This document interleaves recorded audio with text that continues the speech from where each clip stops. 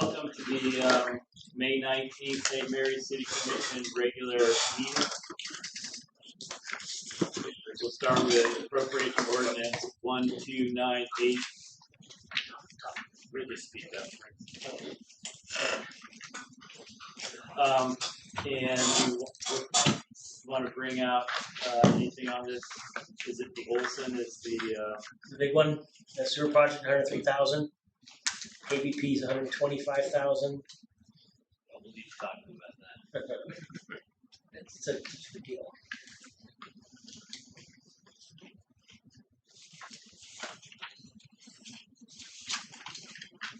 Any other questions or comments? Otherwise, I will entertain a motion to approve that. Move to approve appropriation ordinance 1298. I have a motion. Do I have a second? Second. Motion and a second. All those in favor vote aye. Aye. Aye. There are none opposed.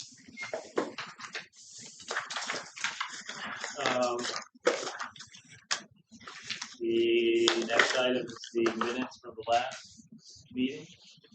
Good. Good.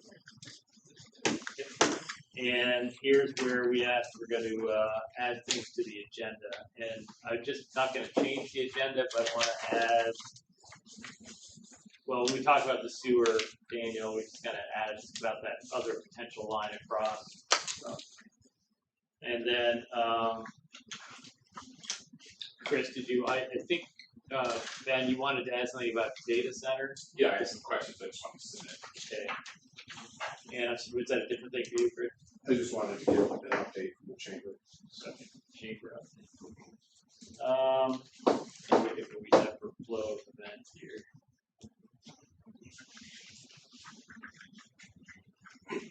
I would suggest, why don't we do those two between B and C? So, call it B1, maybe will be the data center. If it brings people to get angry about that, not just you can do it. And then update on the chamber. I read that part. Pretty exciting. I should have gone. All right, Bert, anything else? Nothing else. Go ahead. Is the fireworks on there? Well, there wasn't email. Do we want to?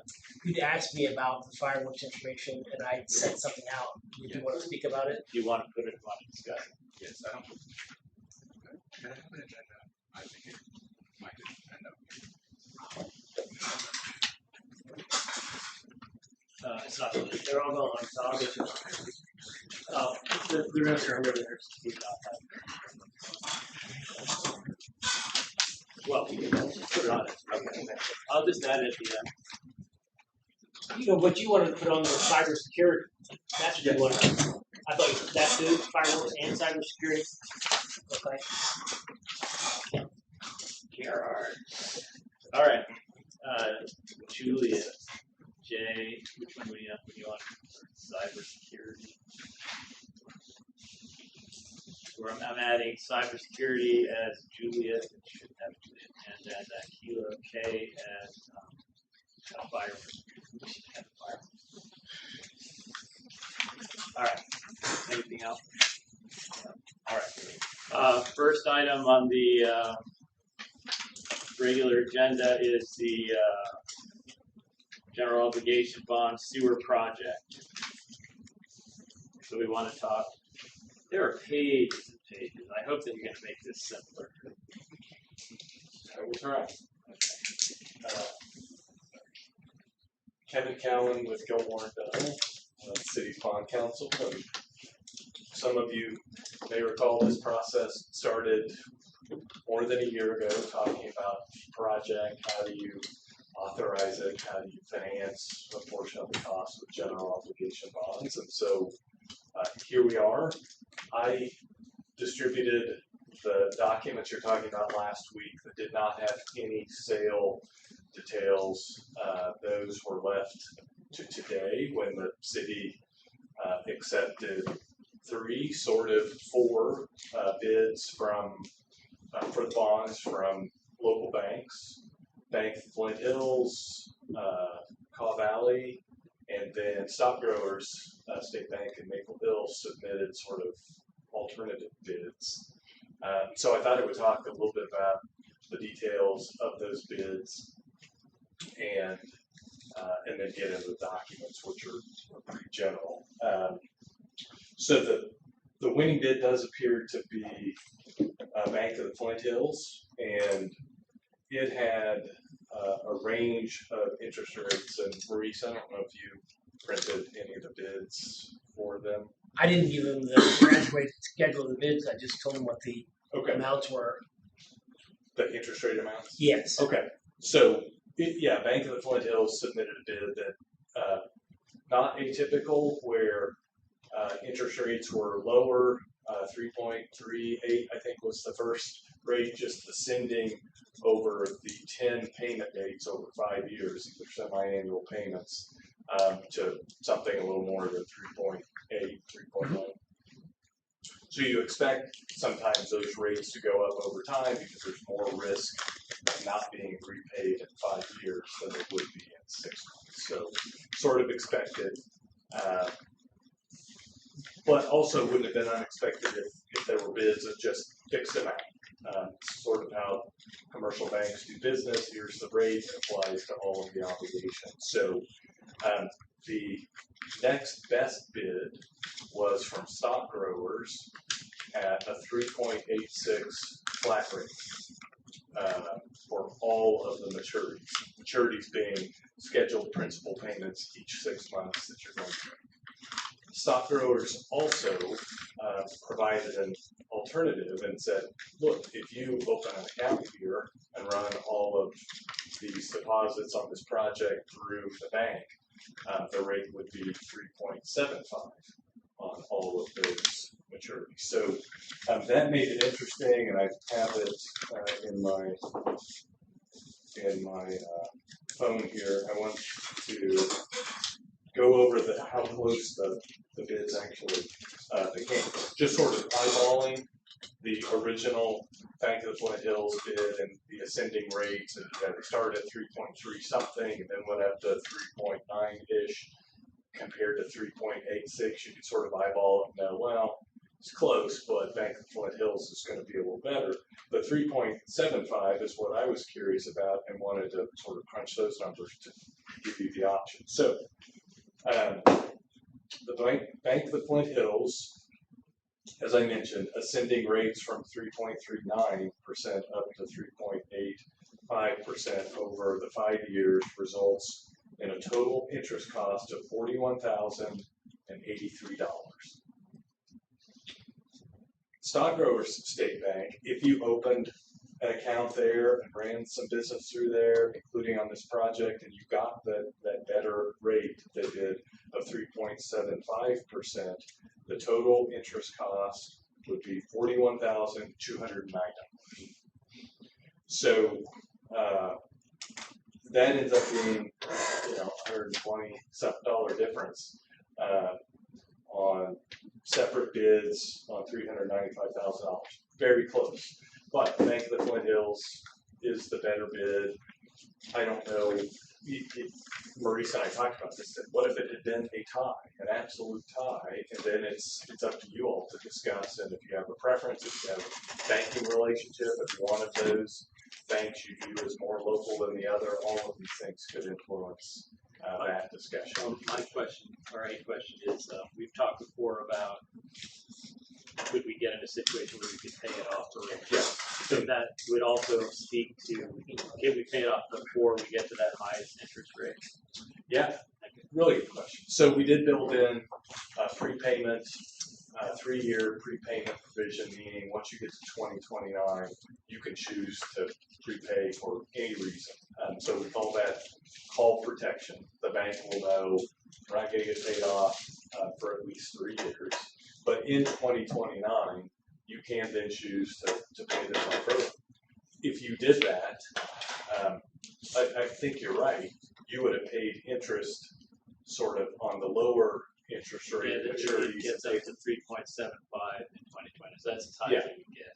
So if you prepaid early, you get rid of the highest interest rate maturities, the Bank of the Flint Hills, with stock growers, it sort of doesn't matter. It's just going to be 375, no matter the case. So that if you said, hey, we really do have a plan that in 2029 we would pay this off early, haven't crunched the numbers, but that would make Bank of Flint Hills even a little better because they did have their highest interest rates at the end.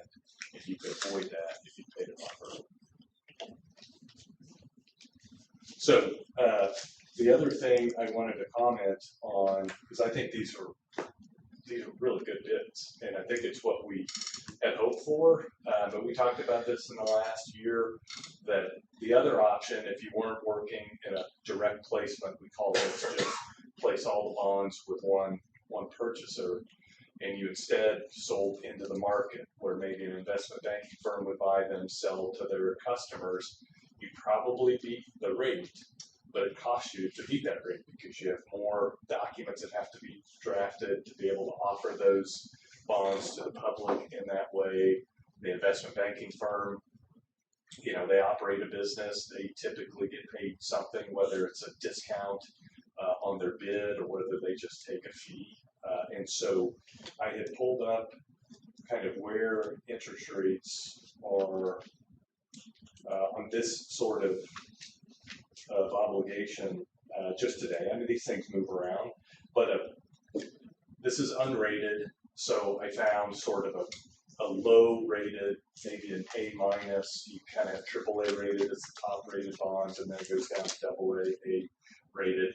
Anything A rated or better is really good, and I'm certain you all would have been that or better if you wanted to have a rating itself into the market.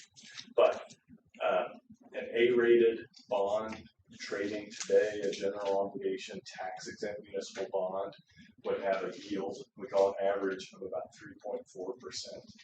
And so you're not much higher than that with this Bank of the Flint Hills bid. And you didn't have to pay the extra cost to have a public offering. There's not going to be an underwriting fee or compensation. And so I think you could feel pretty good about the bid that you've got here. I mean, if it would have been 4, and the Caw Valley bid was a little above 4, I wouldn't have been surprised. But you're much closer to 3.5 than you are to 4 with the Bank of the Flint Hills bid. So again, I wanted to make that comment. The term sheets are over there. Do we keep those or do you keep those? Bid openings? You're welcome to have them. Yeah, the winning bid I will leave with you and maybe ask. We left it sort of blank for any city official. It could be you, could be the mayor, to sign and just accept it tonight, and that will sort of set the deal in place. I'll probably leave all of them with you, right? We're going to have to get everything signed tomorrow because That's our he's not here. Yep, that is okay. So the other thing I wanted to mention on the numbers, the way this played out, we were shooting for kind of level debt service that each time you pay principal and interest, it would be substantially the same. It's hard to do that. Sometimes it would have been really difficult to do with the fixed interest rate of just 3.75 on each maturity without restructuring a little bit. But with the Bank of the Flint Hills, it's a little better, and all of your payments will be somewhere in the $41,000 to $44,000 range. So on an annual basis, something between $85,000 and $88,000 each year is how that plays out. So not down to the penny level debt service, but within $5,000 increments. And when's the first payment due? November this year. And it will be a little less just because that's the smallest one. I think it's just under 41,000 because it's not a full 6 months of interest between when we close on this and you'll have that November payment. So I thought I would stop there, talk about any questions you may have on just the numbers. And then the good news is I can address the documents in about 2 minutes. And so boilerplate, I don't like the phrase, but there's a lot of just sort of common stuff in there. Any questions? Okay, so, ordinance and a resolution, we always advise our clients to issue bonds with an ordinance. So you have an ordinance, it's pretty short, that just covers the basics, and we're thinking about publication costs, so we try to keep it short. Authorizes the issuance of bonds for this project in the amount of $395,000 and leaves to a resolution all of the terms and details. So ordinance, pretty straightforward. The resolution is much longer. It wasn't always that long, but as word processing has gotten easier, we don't leave anything to chance. We put everything in there instead of leaving it to, well, we know the state of the law is that if you have this sort of default or this thing happening, this is how it would be handled. We don't have to do that anymore. It's easy to put in the document compared to 30 years ago when somebody was just hammering out the documents, keystroking it all the time. So longer document. In Article 2, that's sort of the guts of it. It recites again what you're issuing the bonds for, what your authority is. There are several sections. One of the sections references the details of the bonds, which is listed in an attached amortization schedule that we updated today. So those exist now with all of these numbers in that resolution. It references the Bank of Flint Hills as the purchaser. The bonds are dated, meaning that's the date from which interest will start accruing, June 4th. So that's going to be our closing date that we're shooting for when you get the funding. Article 3 has the early redemption provision that I referenced for 2029. So I don't want to be the one slowing this down, but I'm trying to follow you through a document, because there have been a lot of documents. Which one should I be looking at? The resolution, which is, if you're looking, and you are, it's going to be called basic Okay, documents. that's what I was. That's more useful for us. First thing that I see is a boilerplate. There are no numbers in here. What I'm looking at says excerpt from minutes from a meeting of the governing body. The name of the document is basic document. Those are BGs. Oh, okay. That's the law. I don't seem to have that hard copy. I must not have printed that one because we just got that. Yeah, and that's, again, what you have on screen would have, it has the maturity schedule, amortization schedule at the end of the resolution, so probably towards the end of the basic docs file, as you call it. You're looking at the thing that Maurice sent out as the. The one that was entitled Bond Docs, I sent that out as an email. I just didn't print it.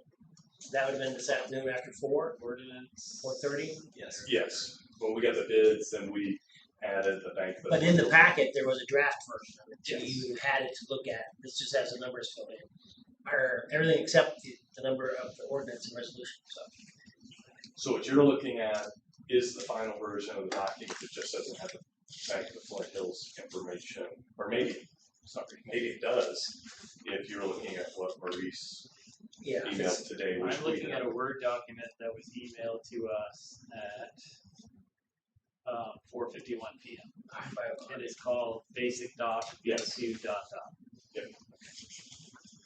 You So- have a page number. I doubt I could open up, or I could, I mean, if you'll share, I can show you exactly. So if you're looking at the page number at the bottom and not necessarily the page number of Well, I see, there was maybe it was just a dummy version that had resolution number blank, yes. whereas.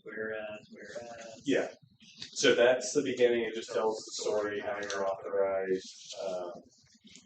Then there are lots of definitions that get used in the document. So if we start with the ordinance, its first few pages are an excerpt of minutes. And we like to use those because your minutes may not be approved by the time we have to assemble all the bond documents. So this is just a certified copy that the clerk can sign and say this was the vote on these matters. So that's the excerpt of minutes. Then you get to an ordinance and you're right, whereas clauses, it recites that ordinance 1353 from last year is when we authorized the project. And then we get into the definitions that we use. But Section 2 authorizes the bonds.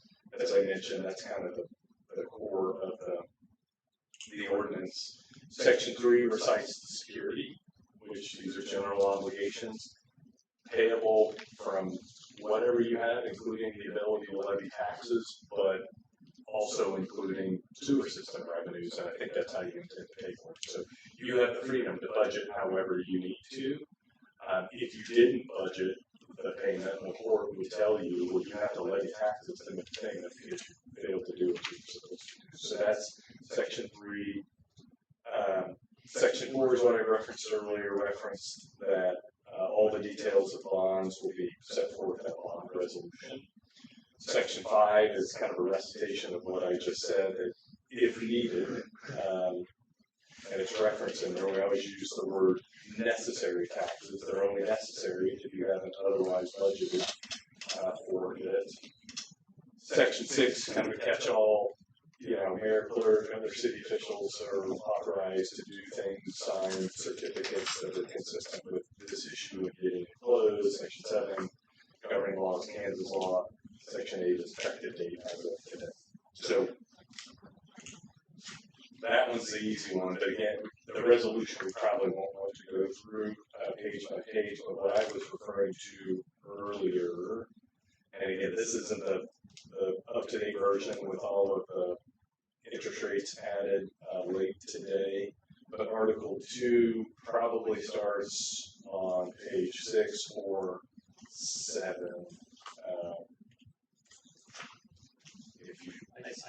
I just really wanted to know where you were. Oh, okay. I'm track. Okay. So again, Article 2, some of it recites what we already talked about in the ordinance, but the description of bonds, which is section 202, references the principal amount and that the interest rates are, in details are set forth in the amortization schedule, which is attached to the back of Schedule 1.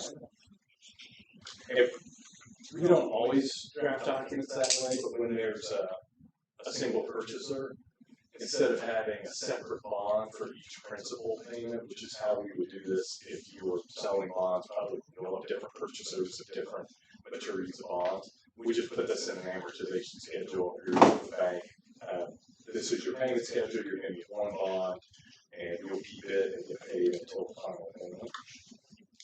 So a lot of the other designation of paying agent, registrar, method, place of payment.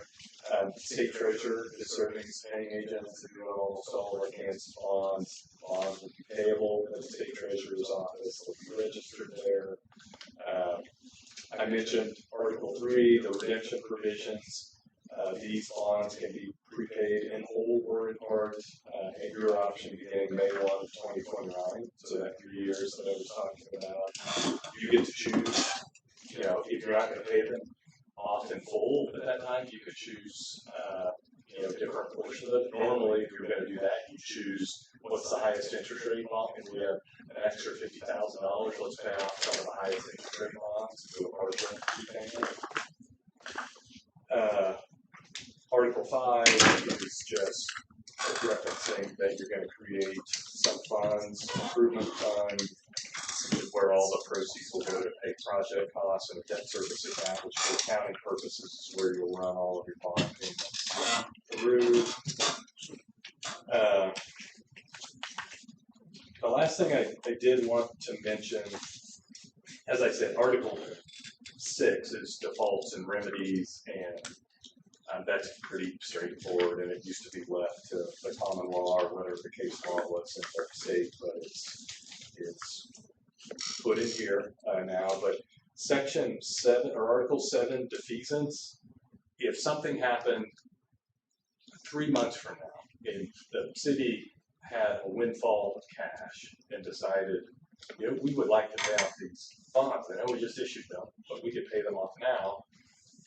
But Bond Council said we can't prepay them until May of 2029. So what do?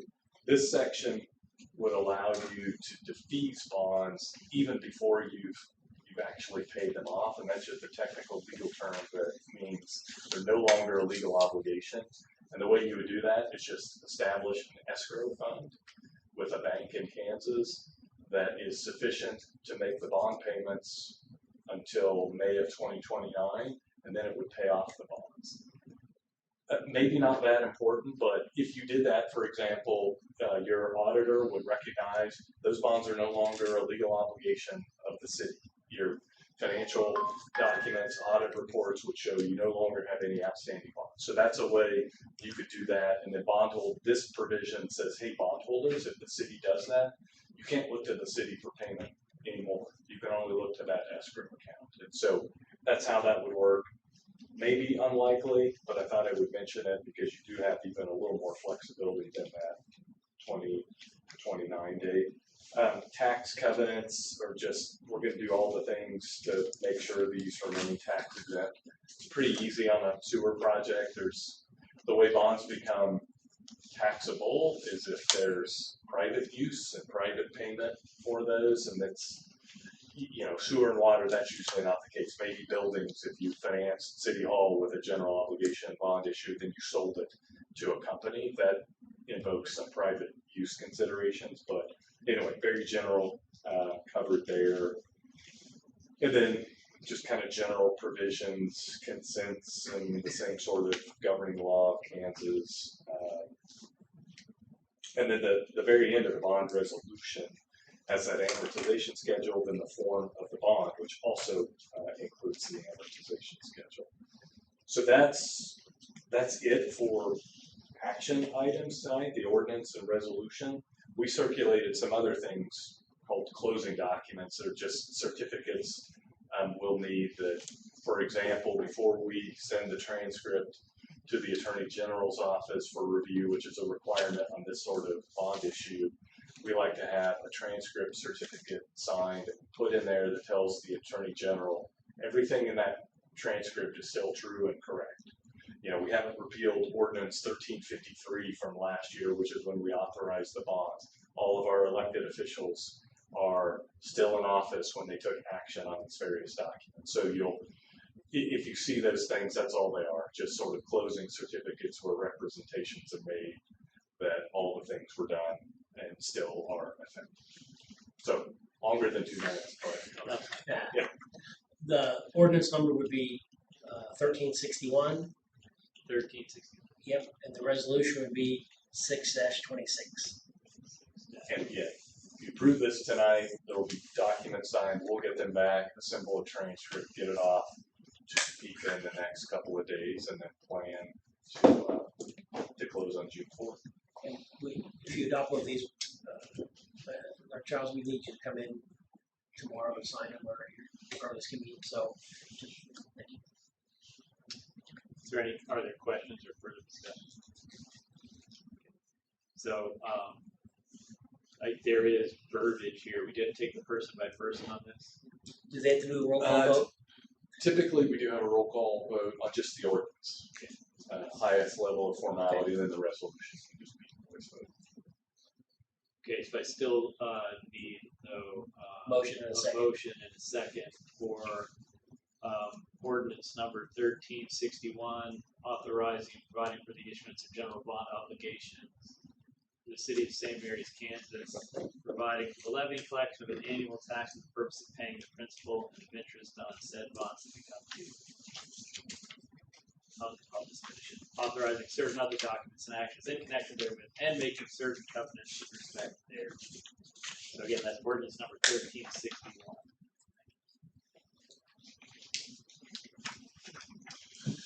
Mr. Mayor, I move the ordinance 1361 as you mentioned previously. I have a motion. Do I have a second?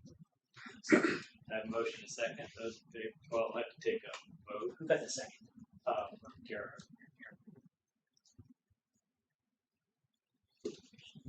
I'll do the roll call then. Commissioner Aderkamp. Brian. Aye. Childs. Yay. Aye. Kaiser. Aye. Ramos. Aye. All right. I was reading this thing here. Sorry.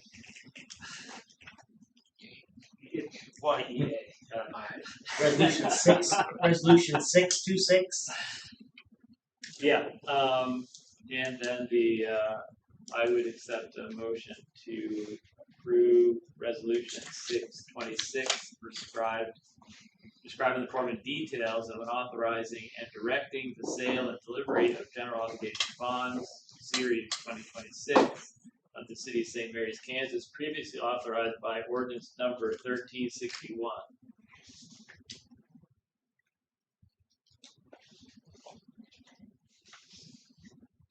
I'll do it. Is this 636? Is that correct? 626. 626, Mr. Mayor, I move the adoption of resolution 626 as you previously described.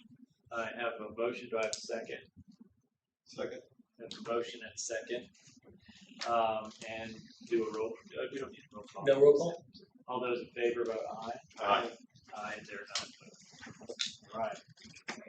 Thank you. So As I said, I think it's good for you'll need original signatures in the mail on these documents? Yes, but if you could scan and email Okay. first, that would allow us to do something. Okay, and then I didn't get to go through the whole packet. I asked you said just the notice that goes in the paper so that you can do that. I'll email you tomorrow, Okay. but I don't wanna, yes. And I'm gonna leave that You bet. too, because that top one, you wanna include that in signature pages. Okay. So we need to, I'll do that. Thank you. Thank you. all right, thanks again. And as part of that, we're still on the agenda item A, sewer project. So I don't know if Daniel, you wanted to. Well, I can I know you have in your appropriations, the bird pay request, for the interceptor. They are doing well. Obviously, the last couple of days have been slower. They have been on site with all the water. But they are ahead of their expected date as of right now still. Originally it was looking around 4 months, so they're a little bit ahead of that. There's probably a couple of things we'll be bringing to you, maybe some minor modifications of items that are already in the agreement. One of the things that we have in your agreement that they did, it was a hard number that we had in there. It's called a utility allowance. So what that is that's your contingency fund, if you will. It will be brought to you and approved of any use of those funds, but it is already contracted. So it wouldn't change the agreement date. It wouldn't change agreement cost. But if there's something that comes forward that might be a better use of dollars, or while we're there, might need to do something, we will bring that to you. And one of the things we're looking at right now is doing some additional armoring on the drainage ditch. It's pretty tore up there. So that would be an example of something, something that might come to you. But other than that, they proceeded well with that, and yeah, we expect continue with that. And I should have an updated schedule and some picture info that I'll send to Maurice later this week, and he can disseminate it to you as well. But if there's any questions, I'd be available. Thank you, Mr. Mayor. Are you describing the ditch on the north side of Montgomery Road where the sewer line will cross? The drainage ditch still on the academy on the north, where it cuts through the academy area. Okay. That's going to be another situation as well, but what you were referencing on the north side, because it's pretty shallow there. But I don't see it being a problem, but we already had some concrete and stuff in there, but we'll just have to see. Okay, thanks. And I didn't know if you wanted to have a quick discussion. I didn't know how broadly we could talk. But I guess we're gonna wait for, we have the 20-year plan for the sewer plant that we want to work on. But while we're doing that, we've been talking about water as well. Correct. And the necessity to go underneath the tracks for 2 of those lines. And then, Thank you. There's a drawing on the corner there. It's upside down. Mhm. yeah, I was For just the what wondering, you had emailed. because I was talking, I just briefly spoke with Bill Drew last week, it seems to me while we're doing all of this, it might not be a bad idea to revisit. There is a desire to connect to the yeah. And, So I guess my question, could we do that somehow in conjunction with all this under the funding that we're seeking? yes, Okay. we could do that. We would want to add that. We would have to add that into the documents when we submit for the actual application if we so choose to go that route. But yes, it would be a fundable process that would. I say that we would have to look to determine what's the volume because we would be adding all of that to the city system. And you do have a permit. I'm not worried about it, but we would have to identify and evaluate that to say, okay, the city currently accepts 180,000 gallons a day. This would add 20,000 as an example, or whatever it would be. We would need to have that documentation. But yeah, we could include an estimate for this work and put it in there because ultimately, if you do make the connection, it would. I'm assuming you would be abandoning the current treatment on site. Oh yeah, that's the the goal. intent. Yeah. So that, in an environmental sense, the state would probably prefer the city to handle that. Ultimately, if you get rid of it, I don't know we're good. So I think they would do that as a good. Handle the good part. No, they'd rather you not have to do it all. They'd rather you not have it. Yeah. I think there are a lot of us who'd rather be not. I think the ultimate abandonment of that facility would fall to the current owner. I mean, I don't know that would be a fundable side of it. No, I wasn't asking that. I just wanted to see. Since we're thinking of all these projects, and it seemed like it's better to go ask the railroad only once about going underneath. And that maybe we should think about doing this together. And if we could get underneath that same funding. So would we have this? I'm looking at this picture. That blue line doesn't actually exist. I think. Right. That would be the thing would have- proposed. Yes, it would be. So as you're looking at that drawing, you would have a casing underneath the railroad as well as the highway.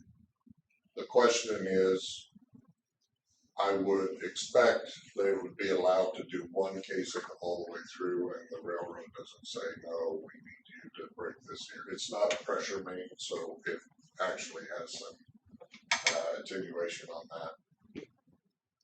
That makes it easier sometimes on their permit side.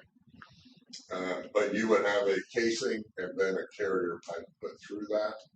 But based off of this information, and I have no doubt that it's correct information, you have the fall. It's capable of gravity flow. I went up, I looked at the station, I went down Grand a little bit. I would evaluate it both on the west and east side, that we would bore potentially on the east side, then you wouldn't be crossing Grand. And I do have some concerns. The proximity of the lift station to the north railroad right of way is going to be pretty hard to get boring stuff in there. Just to start. Because what that would require, and it would be the same for your water, it's a horizontal bore, because the railroad will make us use steel casing. So you have to dig a pit, and you set this big machine and you drill it this way. I don't think there's enough room there unless we can get some leaking. Well, here's a silly question. Don't laugh at me. Well, you can if you want. Could you drill it from the other side? You usually don't do it that way, but it's a potential that you could look at. You still have another big pit on the receiver as well. So, and all I would say is we might shift it to get us. I'm not saying that we jump way out of whack one or another. If you ultimately looked at it, you would look at some alternatives of both of those sides. There's advantages and disadvantages to both. But physically, it's capable, it appears. That's what I was interested in asking. Do we need to get an estimate? That's just, We could put something together pretty direct on that. On a cost estimate for that. That's right. So I think on something like this, historically, this is a somebody connecting to the city sewer, and often that cost is not the city cost.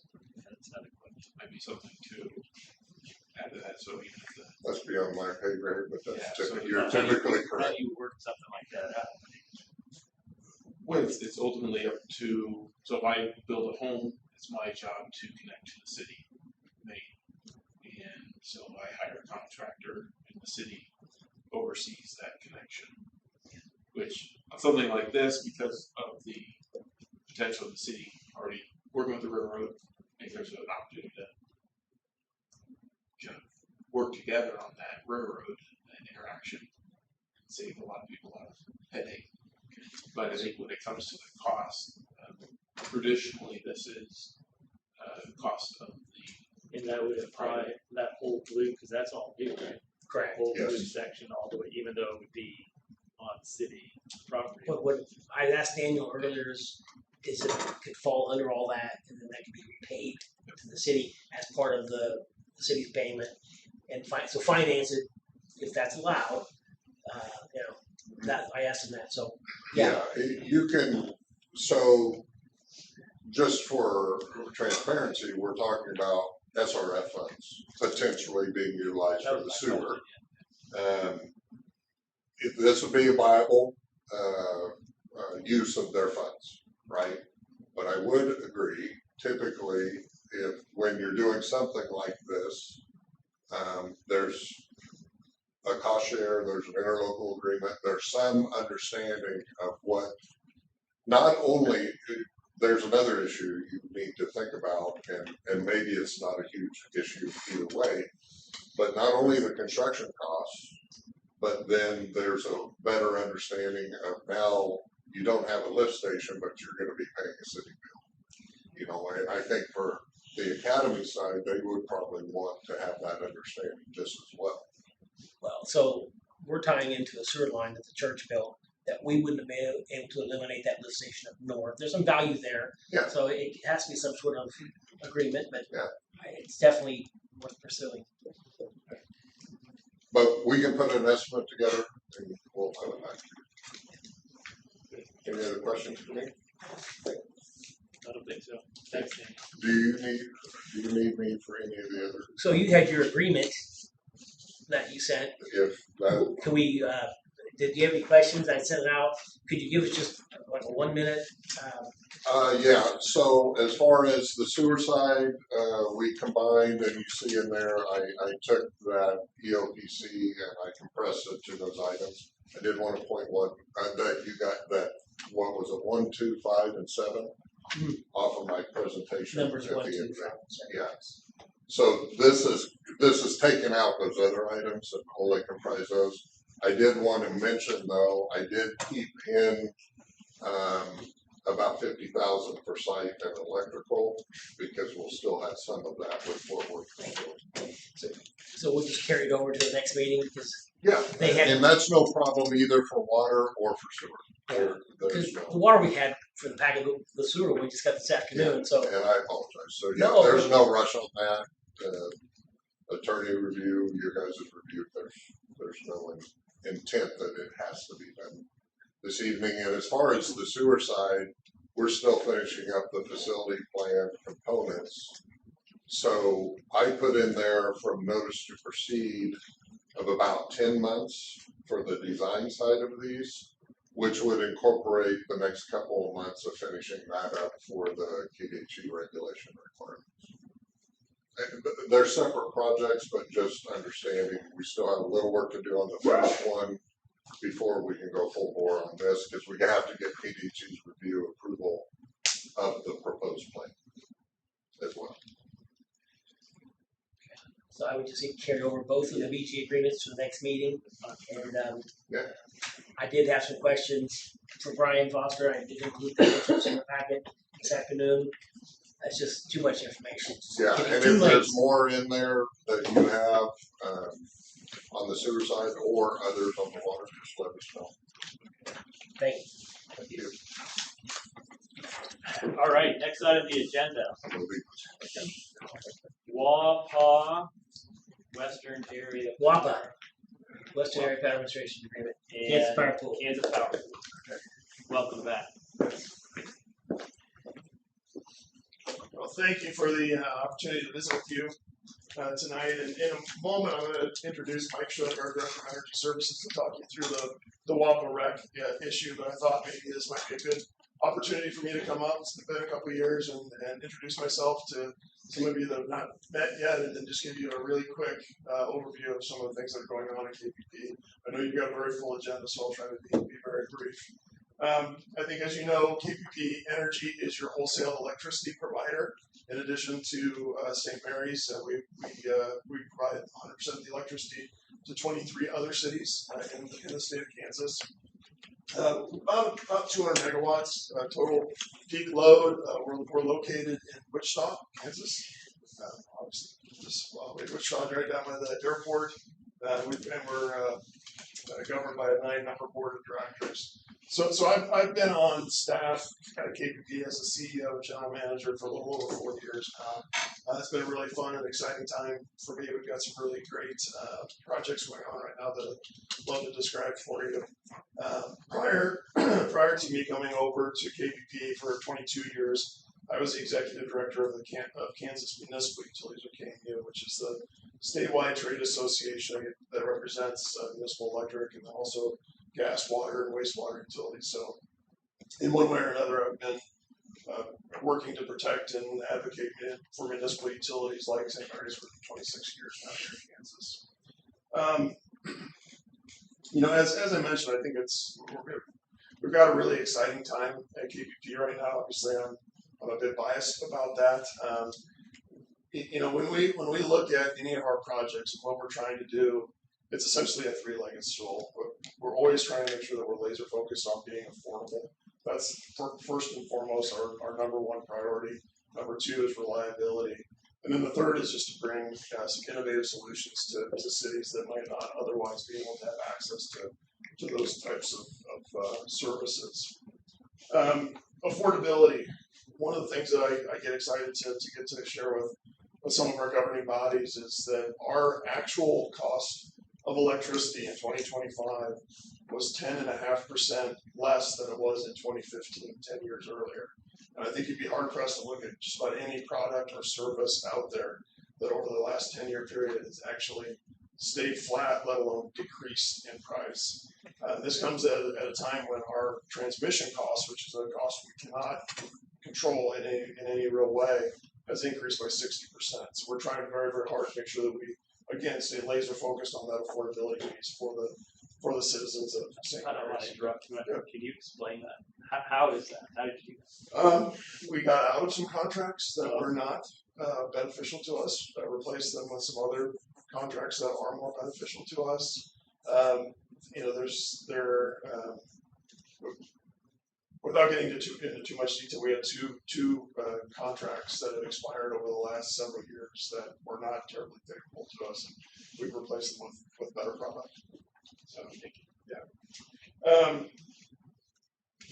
So the three projects that I'm going to mention just really quickly, and then I'll turn it over to Mike. Number one, we're awarded a powering affordable community, affordable clean energy grant from the Department of Agriculture a couple of years ago, and it's enabling us to go out and build 7 solar farms in 7 of our communities. They range in size from 6 megawatts, city of Winfield, all the way down to 1 megawatt in a couple of our smaller cities, Greensburg and Marion and Hillsborough. We get a low interest loan For those, we get 20% loan forgiveness right off the top. They're eligible for tax credits on top of that, and then we also applied for low to moderate income tax credits on top of that. So once that project is done, which we think is going to happen by the end of this year, it's going to be a very affordable addition to our portfolio, and it doesn't impact or benefit just those 7 communities. It impacts all 24 members of KPP. You're all sharing equally in those benefits. So we're very excited about that. We're after getting hung up with an executive order earlier in the year and some supply chain issues. We're moving dirt. We've got all the electrical interconnections done, and they're going to actually start seeing some construction over the next several weeks to months. Second project I wanted to mention is capacity. One of the things that we are required to do on your behalf is always make sure that we have not only the capacity that you would need at your peak time, but an additional reserve amount on top of that. The Southwest Power Pool requires us to do that. We went out and we saw an opportunity to go out and buy 4 3 megawatt CAT diesel generators. The opportunity came up fairly quickly. We had a build slot that became open. Price looked very affordable to us. We purchased those last fall. Ended up going out to an RFP process to our membership. So we opened it up to our membership to see who might have an interest and have them put together proposals for us. We opened those bids a couple weeks ago and ended up awarding those 4 engines, 2 to the city of Mulvane, 1 to the city of Ellenwood, and 1 to the city of Greensburg. So again, it's another one of those projects that doesn't just benefit those 3 communities, but all 24 of our communities, because it's a cheap way for us to get that capacity that we need to serve you all reliably. And the last thing I'll mention is the innovative solutions side. We're constantly trying to add to our staff the expertise that we need to assist you properly. Got a couple of us engineers on staff, a couple of accountants, former city clerk. Mike ran an municipal electric utility for almost 30 years. James Being, our chief operating officer, operated a municipal electric utility for over 20 years. So we've got a really good team. And so we offer a number of services like engineering, distribution support, rate studies, setting up, helping with parallel generation statutes, financial reviews, and full-on rate studies. So if there's any of those sorts of things that we can help you with, we're staying ready to do that. That is very much part of our vision, is to not only support and protect our systems, but also to help them thrive. It's actually in our vision statement. You say full-on rate study. Yeah, full rate. Before he steps down, what does the KBP think about data centers? That's coming up later in the meeting. That is absolutely the question of the day. Yeah. So we do not have any data centers in any of our 24 communities currently.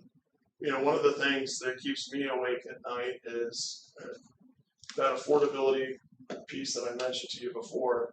One of the reasons that we've turned and looked at these CAT diesel generators, and we've looked at the solar, we were going to build a 55 megawatt power plant down in Winfield, put it into, you have to put it into what they call the generation interconnection queue at SVP for them to review it and decide if it's going to impact the transmission system. It took them 5 years to give us a thumbs up to go ahead and do it. And over that 5-year period, what was going to be an $85, $90 million power plant is well over $200 million now. And so it's caused us to press pause, step back, see what are some of the more affordable ways for us to serve you. So I guess that's a long-winded way of saying we're seeing equipment costs go up, even though we're not seeing data center load. The equipment that we need to serve you reliably is going up at that same time.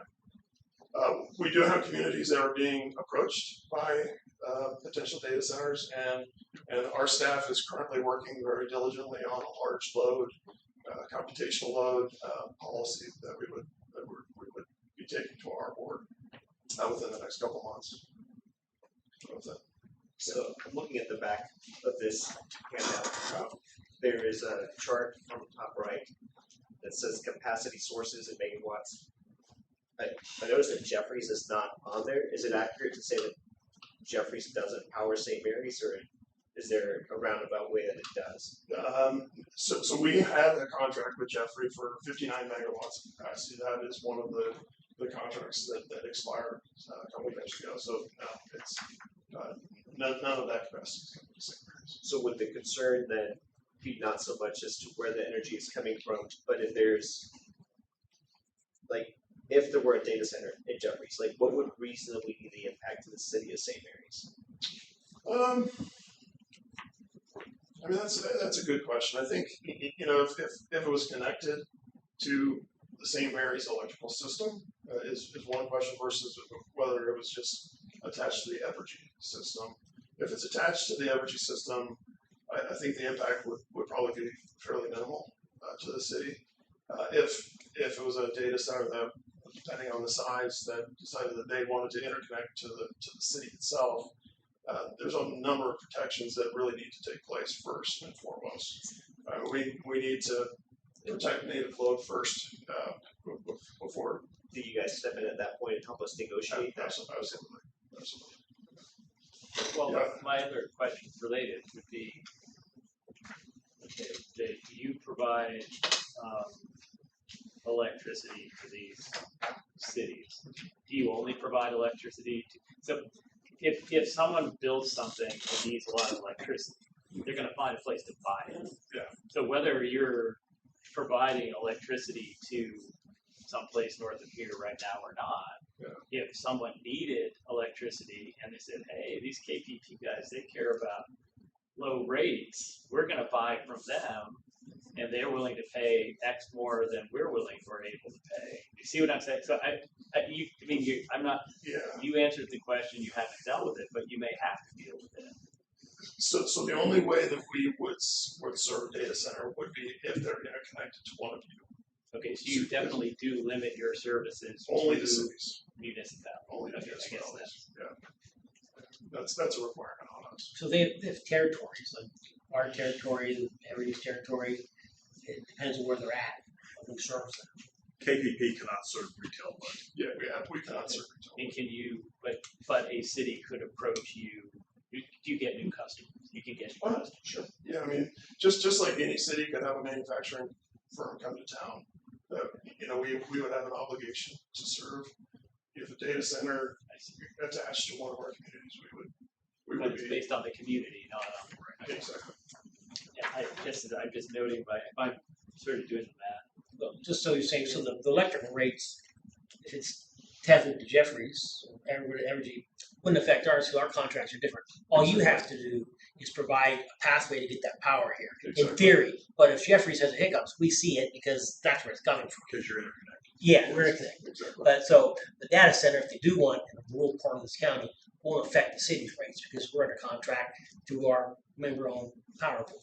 Exactly. So I don't know, these are big networks, I suspect they're interconnected. well, that's who we pay. So Yeah. I mean, if a large data center wanted to if they wanted to interconnect to the system, they have to do exactly what I mentioned we had to do with that power plant in Winfield. They've got to go out to the Southwest Power Pool and they've got to do their transmission studies to see what that would do to your electrical flows in this part of the state. And so if it came back through those studies and said you're going to have to build a new 345 kV line, that would be assigned to that customer or to Evergy as that customer. So they couldn't steal our power, like it's questionable going on in Lake Tahoe. There's something there where the folks are told, then next year they won't have power anymore. Yeah. Allegedly. I think we can guarantee we'll always provide you power. You know, the thing that scares me is the market cost of electricity. This is probably getting way too deep into the weeds, but part of what we see is what the day-to-day market prices of electricity look like for a 17-state region. You see, I don't think that is too deep in the weeds. That's Yeah. my basic point, Yeah. is that you can't, it seems to me, you can't operate in isolation, really. Exactly. You are I going to mean, be affected by cost, and costs are going to be affected by demand. yeah, and that sort of thing happens every day. Like, you know, for instance, right now, you might have an area like out by where Greensburg, one of our members is, where they've got a lot of wind energy and they don't have a load for it to go to. So the cost of electricity there on the market's very low. You go to the Kansas City metro area, got a lot of load there, not a lot of generation, so the cost there is high. And so what we're able to do, since we have 24 cities, is kind of blend a lot of that together to try to get that lower cost. Again, might be a little bit too. Garage. I mean, in terms of physical reality, this electricity is coming from batteries, isn't it? Yeah, I mean, electricity is sort of like, I mean, it takes the shortest path. yeah, I mean, Correct. you don't know where any electron's coming from. It's all I mean, they don't pulsing use- onto the system at the same time. I mean, no one really knows what an electron is. There's some negative. Another thing.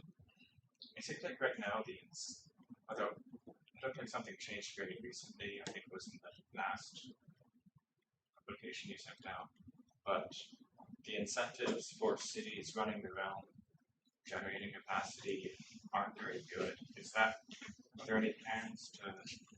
Yeah, that's a very good question. So we had one of our most active board meetings last month, and ended up with about 12 different action items, and one of them was to implement this new policy for performance-based capacity credits, so that if you own generation, we pay you if you own generation, because we're counting on you to provide that peak power when we need it. And so we're trying to make sure that we are appropriately incenting those communities that have generation to invest in that generation and constantly keep it operating efficiently. And so that's increasing, and that's what you probably Just so you know, that's why you were invited, because Gerard is wondering why on earth would you get one of these generators? Yeah. It doesn't seem like it's much. Yeah, I mean, there's obviously a reliability aspect to it. I mean, some of these Caterpillar ones are black starred, so that if you knew that the community was going to be out for 2, 3, 4 hours, and if it's large enough, you can start it up and carry the town and avoid that. A good example of that is one of the reasons that Greensburg was so interested in it is their city manager was telling me that over the last 2 years they've been completely black for over 32 hours. So they needed something. Their transmission line that was run by a cooperative that feeds them was down so often that they really needed that generation to keep the lights on. If I could go back to what you asked. So your question was, in reality, is our energy coming from Jeffries? And the answer is yes. So what are you insinuating there? Or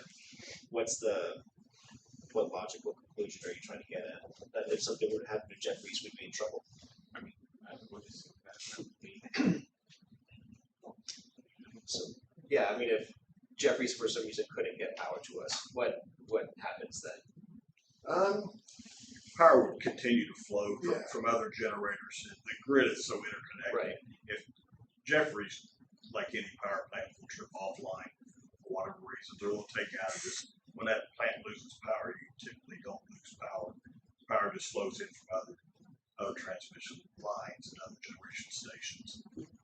And you suggest that we would just stick with our contract rates regardless of where the power's coming from.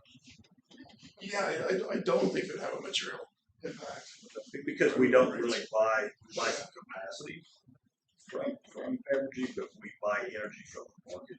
Yeah. So kilowatt hours of consumption that you use at your homes and businesses, that's mostly market energy, and that's socialized over a 30 to 31 day period.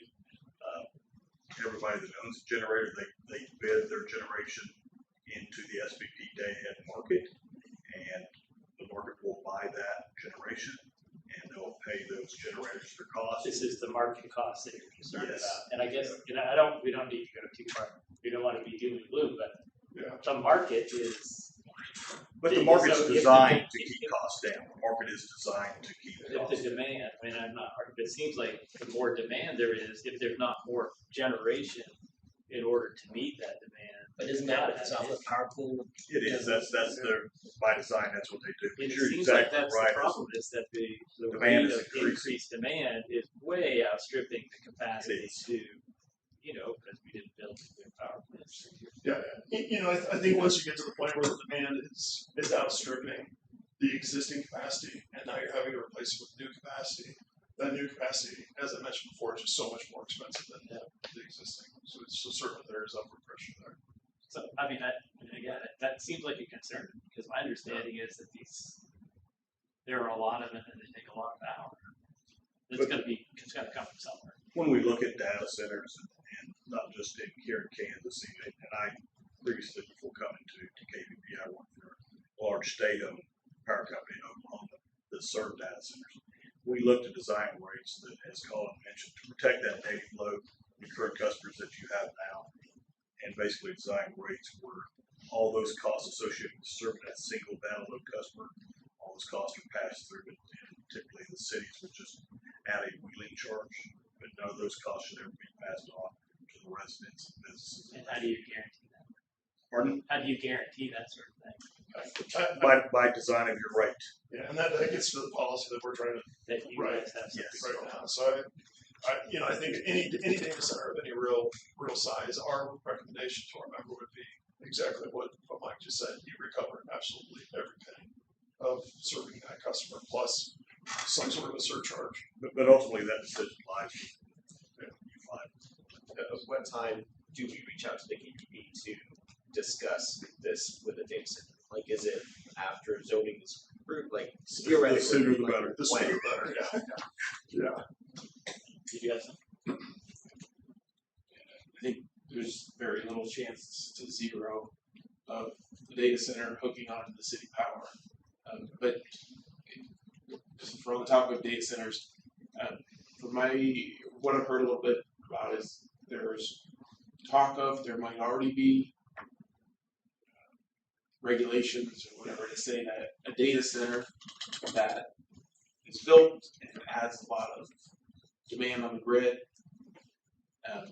rather than just buying power at market, whatever, because of the amount of power and the amount of potential data centers going on, that's going to require new generation and probably new transmission. And so is there talk and where are they at as far as requiring the data centers, not just to pay for the power, but also pay for the added infrastructure to create that generation and transmission needed power? Yeah, no, I think that's absolutely happening right now. I mean, I don't know that we're seeing it so much in Kansas, but certainly in Virginia and Texas and other places, you're seeing a lot of what they refer to as islanding, where a data center might locate and build their very own generation, build their very own transmission, and completely serve their entire need. I don't know that we've seen. It's not being legislated Yeah. at a federal level or even an SPP level, but utilities are designing their agreements with these data centers for all the associated costs to serve that, including new infrastructure. Those are all passed on to that data center. I mean, I will say that the one potential benefit that we look at is if all of a sudden you're selling 100,000 kWh more than we as a power pool normally do, that denominator goes up, which means the overall rate to all of our cities go down. We just got to make sure that we stay focused on the numerator part of that. But that's really the only value that we see as additional energy sales and perhaps some sort of a surcharge. Yeah, just a quick follow-up to make sure I understood the answer. So right now, you're not aware of anything from the SPP or federal level regulations that would require the data centers to pay kind of for any future capital investment that would be incurred on the whole grid. I'm not. You may have heard something. Yeah, I mean, you're seeing a huge build out of transmission happening in the SPP footprint, and I think it's pretty well known that's a lot of that is being built out to serve data center load. The way that is socialized or spread across everybody within the SPP footprint, it depends. It depends on the size of the line and where it's located, that sort of a thing. But, you know, I'm not, to Mike's point, I'm not aware of any data centers that are coming in and saying we're gonna build X transmission or what have you. I mean, there's been news that Evergy and I believe it's Microsoft have talked about nuclear. Something like that could certainly happen. Obviously, it would be years and years and years away, but there's lots of conversations going on right now. It's kind of the Wild West out there when it comes to Really that. is. But our responsibility and goal is to protect our 24 members. Yeah. I was on a call with one of our consultants earlier this week, and I like the way that she put it. She said that the number one goal is you have to protect home plate. So that's kind of the way that we're looking at it too. You have to protect home plate. I have a simpler question, because maybe not, you said that as part of your, one of your third goals, innovative solutions. Because we have some things that we need to be doing, and it might not be electrical rates, but we have to consider our rates annually. What do you say you help people with that sort of thing? Yeah, so we have the very guy that does that. Oh, So next up, good I- segue. yeah, I've been really proud of our team. We've got Mike as our director of energy services and Leslie Atherton as our director of member services. That really spent a lot of time working on their ability to assist with cost of service studies and rates to our members. Admittedly, it's on the electric side. That's our expertise. Yeah, well, but it certainly is something that we could assist with. Thank you for your time. Sure. I guess I'll introduce. Okay. Those are good questions. Yeah. So, Mayor Commissioner, good evening. As Colin indicated, I'm Mike Shook. I serve as the Director of Energy Services for KPD. It's my honor to address the commission this evening. Mr. Cordell, thank you for inviting us to speak tonight and speak about WAPA. So, provide some information regarding WAPA, give an overview, explain the REC program, and kind of discuss how KPP Energy can support St. Mary's with their WAPA agreement in light of some recent changes that have come down from WAPA regarding their REC program. Next slide, please. So what is WAPA? As you all know, in the electric industry, we really love to use acronyms. I noticed that. And so what is WAPA? So WAPA is the Western Area Power Administration. So you can see on the slide, it was created on December 21st, 1977, when Congress established the Western Area Power Administration, or WAPA, within the newly formed Department of Energy. And their goal purpose was to serve and market and deliver low-cost federal hydropower across 15 central and western states. Next slide, please. So the next acronym that we're going to look at is, you've heard me mention REC. So what is a REC? So a REC is simply a renewable energy certificate or credit. One REC is equal to 1 megawatt hour of renewable energy. It's basically just an environmental attribute, kind of like a tax credit to a certain degree, similar to that. But these are used for compliance for claims of renewable energy. If you've got a large corporation, maybe a large discount retail store that we've all heard of, they like to claim that they have a large share of renewable energy to serve their stores. They will buy renewable energy credits or renewable energy certificates. And that may provide them some tax relief as well. So next slide, please. So kind of a program overview of WAPA and their RECs. So their WAPA RECs are tied to their hydropower projects. Within that, actually St. Mary's takes their electric that they purchased from WAPA is through the Loveland Area Project, and I believe the Mount Elder Dam, the hydro project there. So within these hydro generating stations, there's RECs that are issued, credits that are issued, and per your contract ratio share, you're allocated. WAPA allocates these RECs to those contract holders, such as St. Mary's.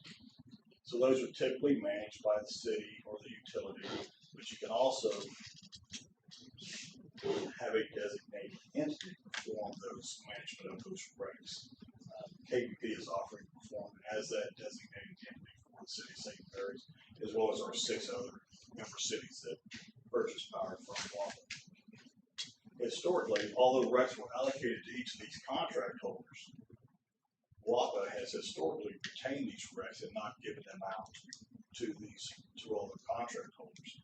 Until some recent policy changes within WAPA, they are now moving those recs, letting contract members take these recs and monetize these assets. So you can now sell these recs.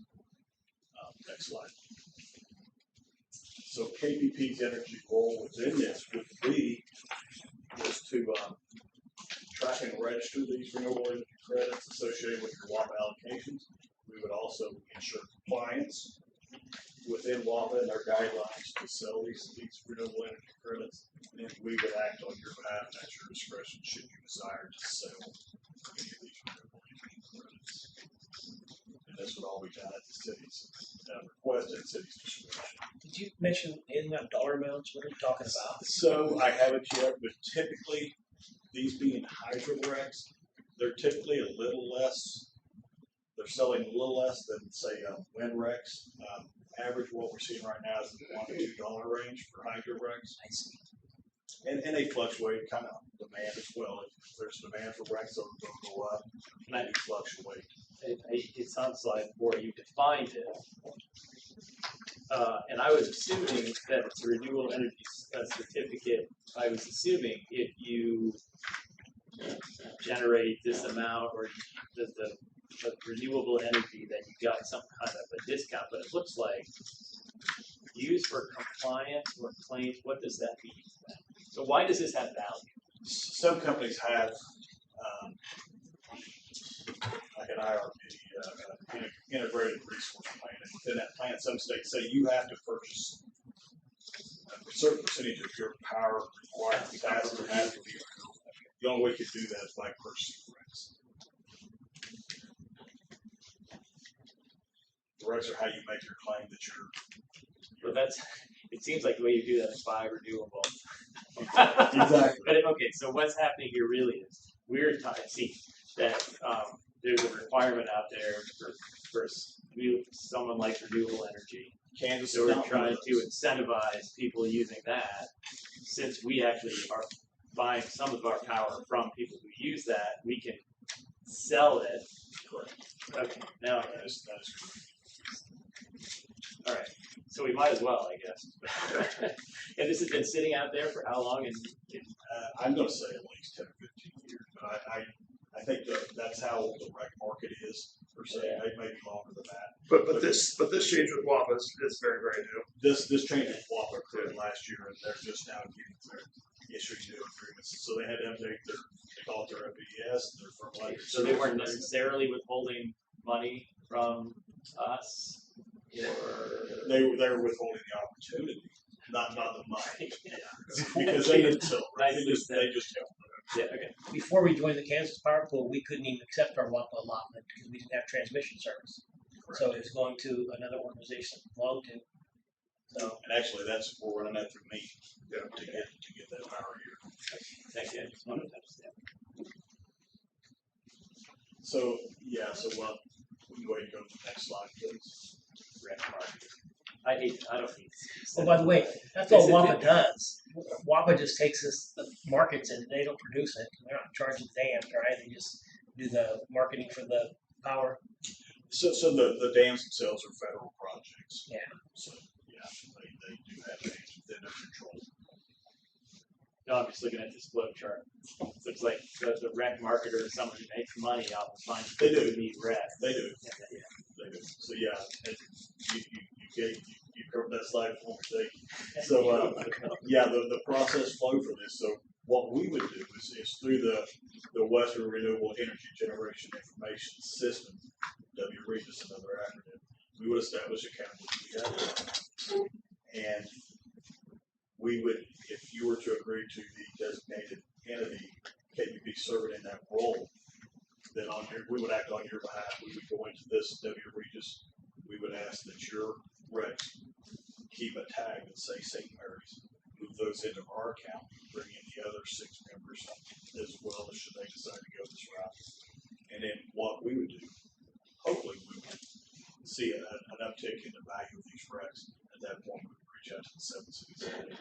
Prices are up, it makes sense to sell these, and then we would reach out to a market and say, find us the best value, the highest amount we can get from these recs. Hopefully increasing that amount by offering a larger number of recs for sale is the value. And we would facilitate all these transactions, and any financial gain, any proceeds would come back to St. Mary's and the 6 other cities for your monthly power increase. KPP would not charge anything, KPP make anything for this. This is just a service that we provide. You would excuse me for suggesting this sounds like it's too good to be true. It does. It does. I'm supposed to be careful about that. That's right. It's the world that we live in. So one of Colin's goals that he shared with me when I joined KPP is you want to be that one-stop shop for everything electrical to our members. We want to be there. We basically want to be an extension of your city staff. We're the electric industry experts. We're here for you. We provide additional services. So we were required to fill out an annual report with WAPA and then a 5-year report. And the 5-year report, you still have to do the annual one too. It took a day or two sometimes for me just to get logged into their website. And that's the And- RFP. Yeah, so they've taken that over from us, and that was just been a great. It was very difficult to understand and difficult to get on their website. So they are helping out a lot from that sort of thing. All right, so keep buying power. How many of these recs, based on what we do today, how many of these do we generate, if that's the right term, per month? It depends on your contract and what your take is from WAPA. I can't get that information right now until allow me access, so I don't know. But we do have one city that has looked it up. I can't look it up yet, but they have roughly 70,000 recs. But not every. Let's say if it were $1 a rec, that's $70,000. But some of the historical recs, maybe they're 5, 10 years old, maybe you don't get the same value of those because of older, so that they would have diminished value. Is that monthly or annually? That's it.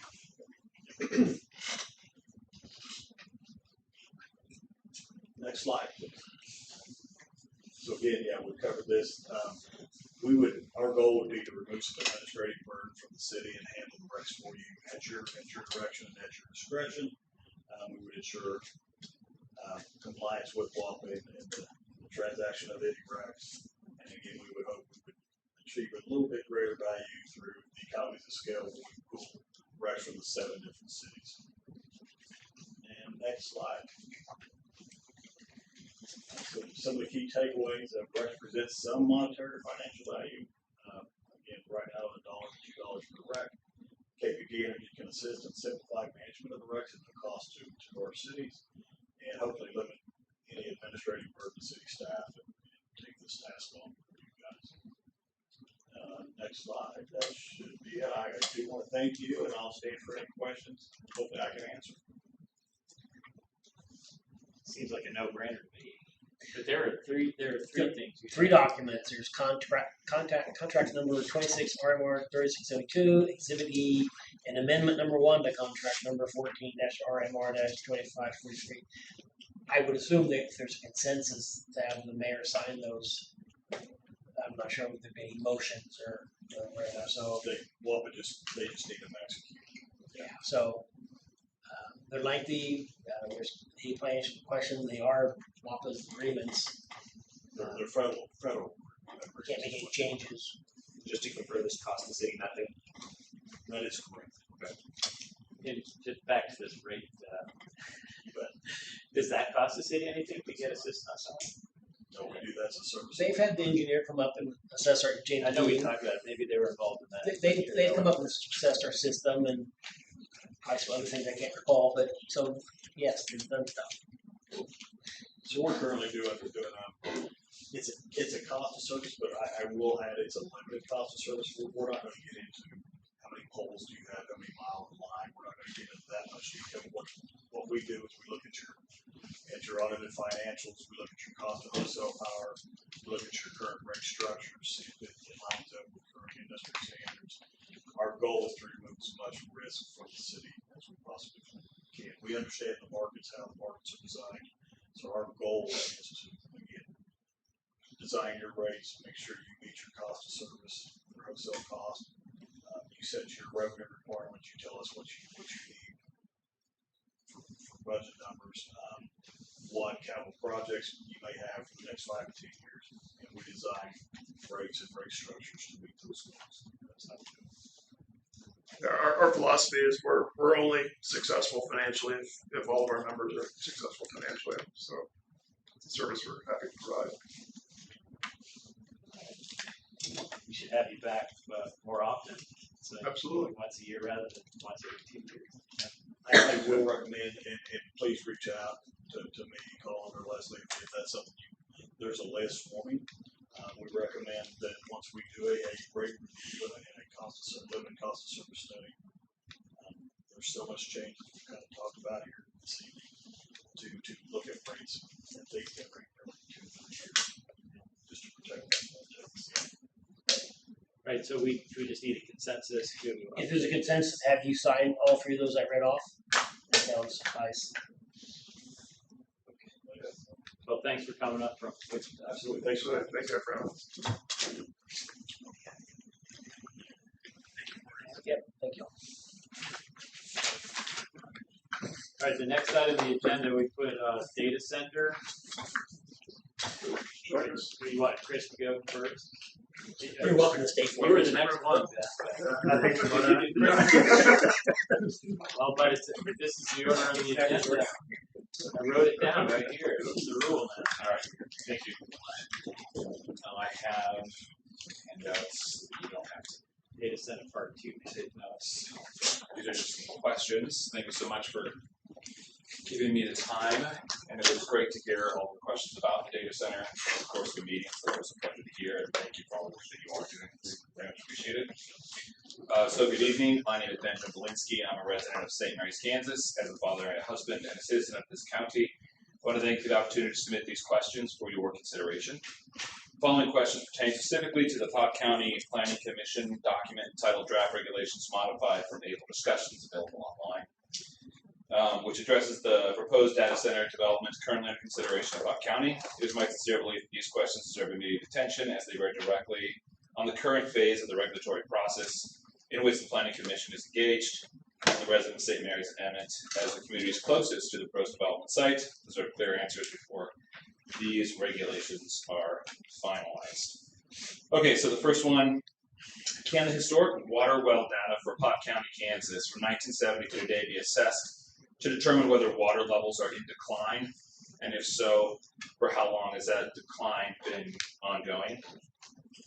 Number 2, 9.5.1 of the Pot County Planning Commission document entitled Draft Regulations states the data center overlay is designed to provide an option for a large-scale data center that does not result in the rezoning of a property.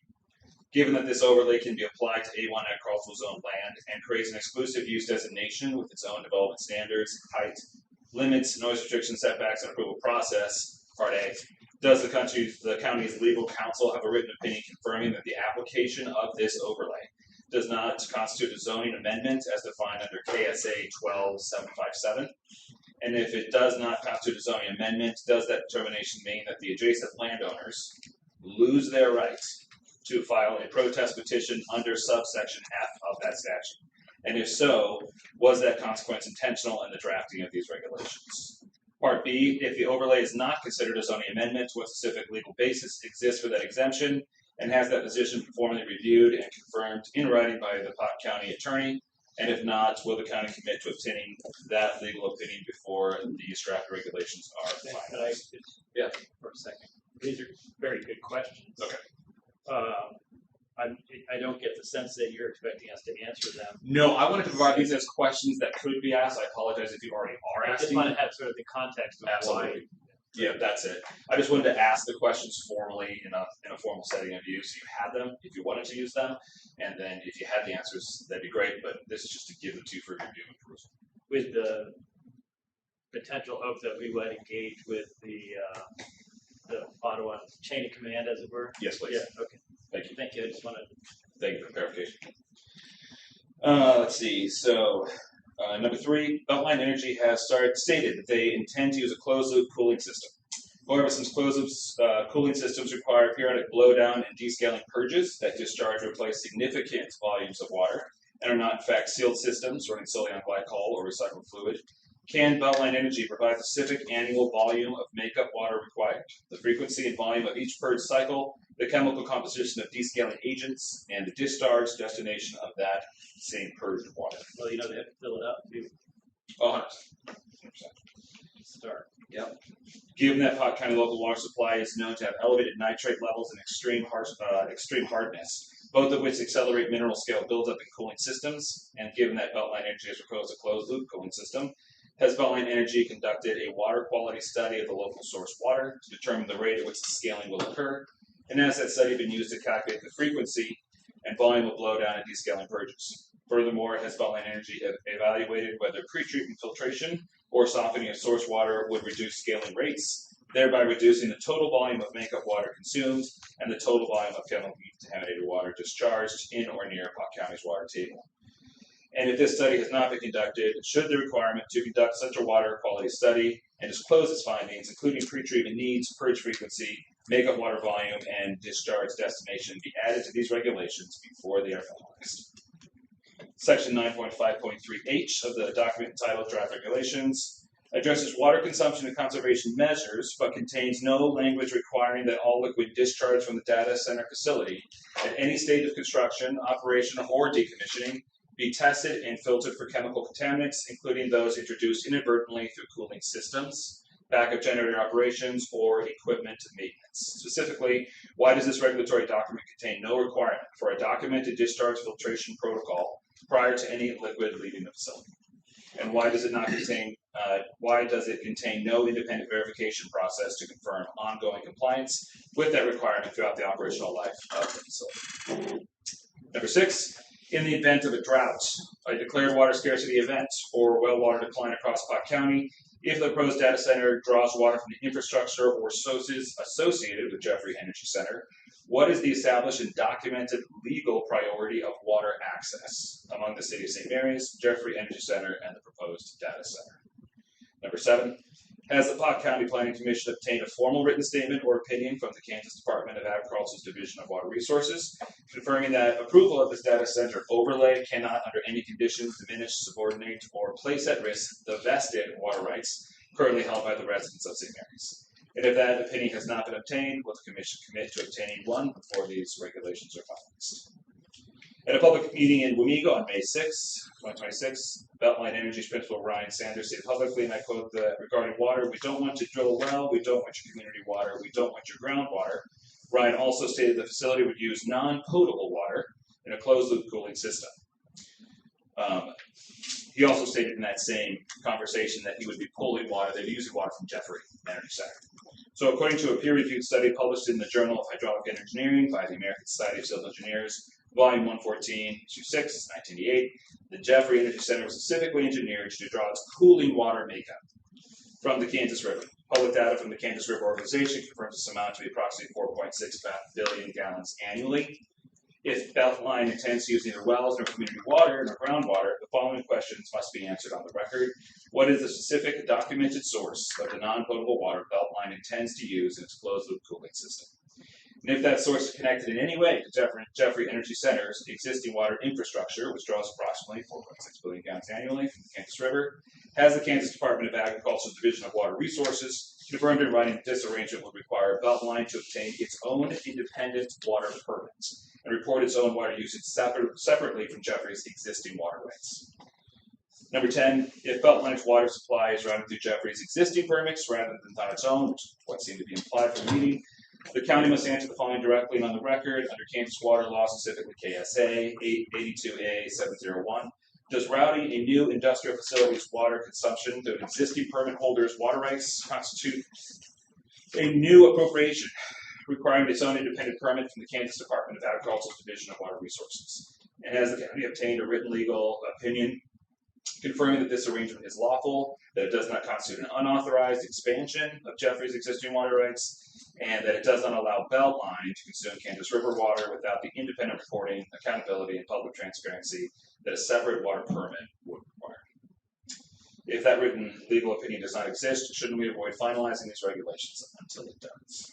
Number 11, has any engineer, obviously you guys were talking about the water treatment facility, has any engineer assessment been conducted to determine whether St. Mary's wastewater treatment infrastructure has the remaining industrial pretreatment capacity, both in volume and in chemical treatment capability, to receive and treat any industrial wastewater streams generated by a data center, including cooling system blowdown water containing biocides, corrosive inhibitors, and scale-controlled chemicals. Should the rule of regulations enable a facility of this scale not require a comprehensive industrial wastewater capacity study before any regulations are finalized?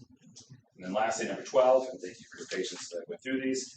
Given that Jeffrey Energy Center currently withdraws so much gallons of waters annually from the Kansas River and the 2 nearby groundwater wells that serve Pot County, and given that the Kansas River has a documented long-term decline in flow capacity due to sedimentation and upstream withdrawals, has an independent third-party study being conducted to determine whether the Kansas River and the local aquifer can sustain a significant increase in water withdrawal without causing irreversible damage to the river, the surrounding ecosystem, and the already documented declining groundwater table in Pot County?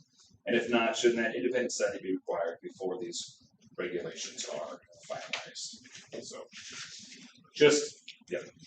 So, her number 2, question number 2, section, you refer to draft regulations modified, and then you make reference at other places, these regulations, if that's the regulation you're talking about. Yes. Those Yep. regulations. In the current draft that is posted And on. they are draft regulations for what? So this is the committee that's created by the county commissioners, the planning commission. And so they're putting together a list of regulations that will then be picked from by the commissioners of the county to determine what regulations should be applied to the data center. A data center were it to exist. Exactly. And you're focusing on the water part, but I assume there are other. There is so many things to focus on. I had to go down to just these that I thought, because of the proximity of the regulations being solidified so soon, and because of the long-term ramifications of those regulations existing as they do, especially relating to number 2, I thought these were the most important things to bring up now, so that they can be considered in advance, added into those regulations, and then reviewed. So there's going to be, literally the chamber's here. The chamber's going to host Beltline Energy, I believe June 3rd at the Armory. I think some of these questions, if you can get them ahead of time to the chamber, the ones that are specifically addressed to Beltline, that would be helpful. Sure. To the extent that you're looking for answers on some of these. Some of the other ones, those are questions from the county. Sure. We can answer those. No, absolutely. When it comes down to addressing some of these concerns for the county commissioners, what is the best course of action besides going to them directly? Anything else? If I have concerns. They're all public meetings, I think. They are. I think that might be. I mean, what I would be, I think you could write letters. Sort of, I think going to them, and I would say that for what it's worth, the optimal approach would be something. This is fairly long. I mean, keeping the tone of voice that you have now and being as objective as possible is really helpful. That doesn't always happen. I've heard in public meetings. It didn't in Amigo. But I do the questions that I don't have any idea. But this drawing that amount of water from the Kansas River is of interest to me because certainly that impacts how much water is available to be drawn. I'm just wondering how much connection there really is to St. Mary's. So that's where I think there could be some connection. You make reference to wells that serve Potawatomi County. I don't know nearby groundwater wells that serve Potawatomi. I don't think they serve us but that doesn't mean there wouldn't be an impact. That's what I'm interested in. Sure, that question was supposed to, that's part of a larger conversation of documentation that exists and doesn't exist about all the wells that exist in the county. So there is some documentation, but it's insufficient. You can definitely take a look at it. It's available on the Gov website for Water. And whether or not there is a link between a decreasing High-Toke River and a decreasing High-Toke wells across Black County for the last 20 years. Whether that actually exists or not can be documented through the evidence they've been collecting. And whether or not that would be impacted by further water usage, it is the exact question. So Yeah, and I don't know the answer to that, but I think, generally speaking, I think that probably it should be answered before you. Yeah. I mean, this time, at the end of the meeting last week, we were trying to figure out, okay, well, what would the actual benefits to St. Mary's be? We talked about money, and it doesn't seem directly really many, if any. Now, so then the other side is, what could the negative impacts be? And I don't know that we know the answer to those questions because, well, we haven't. No, Anyway, these are good questions. and I would just submit them for your consideration. I'll submit them to the county commissioners as well, but I kind of want to make you guys aware first of what I was asking. Yeah, if there's anything, if there's any further research that you or other people who are working with you could do that could show even a reasonable connection of some of these specific risks to the city, that for sure would be of interest to us. Sure. Will do. All right. Thank you very much. Chris, update from the Chamber of Cobb Valley. Ben, congratulations. This was historic. You conducted a filibuster for the first time in St. Mary's City Commission. This is We're great. gonna vote. No, I'm kidding. Actually, Ben, the way that Ben is approaching this is very admirable in a rational and fact-finding way. We're holding, the Chamber's holding a information meeting on June 3rd with EcoDevo, and we've invited Beltline Energy, and I think that they need to answer some of these questions because water is my #1 concern. Initially, it was water and the utility rates. To answer your question that came up earlier about have there been any state regulations, there's no statutory action that's been taken, but there was regulatory action taken 6 months ago. The Kansas Corporation Commission in November passed a requirement, an administrative requirement. The KCC regulates the utility providers. They passed a regulation requiring the hyperscalers to pay a 20% tariff. And I'm sure Evergy was a big fan of that because, you know, they're a customer. They're going, these hyperscalers are buying their electricity from Evergy. I'm sorry. Yeah. Hyperscaler. The end customers, hyperscalers would be Meta, Google, Amazon, and typically, so Beltline Energy, the company that is dealing with the Jeffries project, is a developer. They're a boutique shop of, you know, maybe 5 to 10 guys. They're deal makers. They go out and hunt. They're not the final user. They will tee this up for the hyperscalers, and they're doing that around the country. But anyway, so I just wanted to, just as a rejoinder to the question about has there been anything, there is a 20% tariff on these hyperscalers. The other question about the risk to the power grid because of our proximity to Jeffries, and these gentlemen would be the experts that can correct me if I'm wrong, but the power pool goes from North Dakota, South Dakota, Nebraska, Kansas, Oklahoma, and the northern part of Texas, right?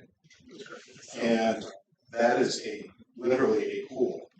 We don't get our energy from Jeffries. So if this data center is in Nebraska or Oklahoma or South Dakota, it's going to have the same impact to us. And that's just business. And so I think I'm not pro data center. I'm not against data center. I'm pro facts.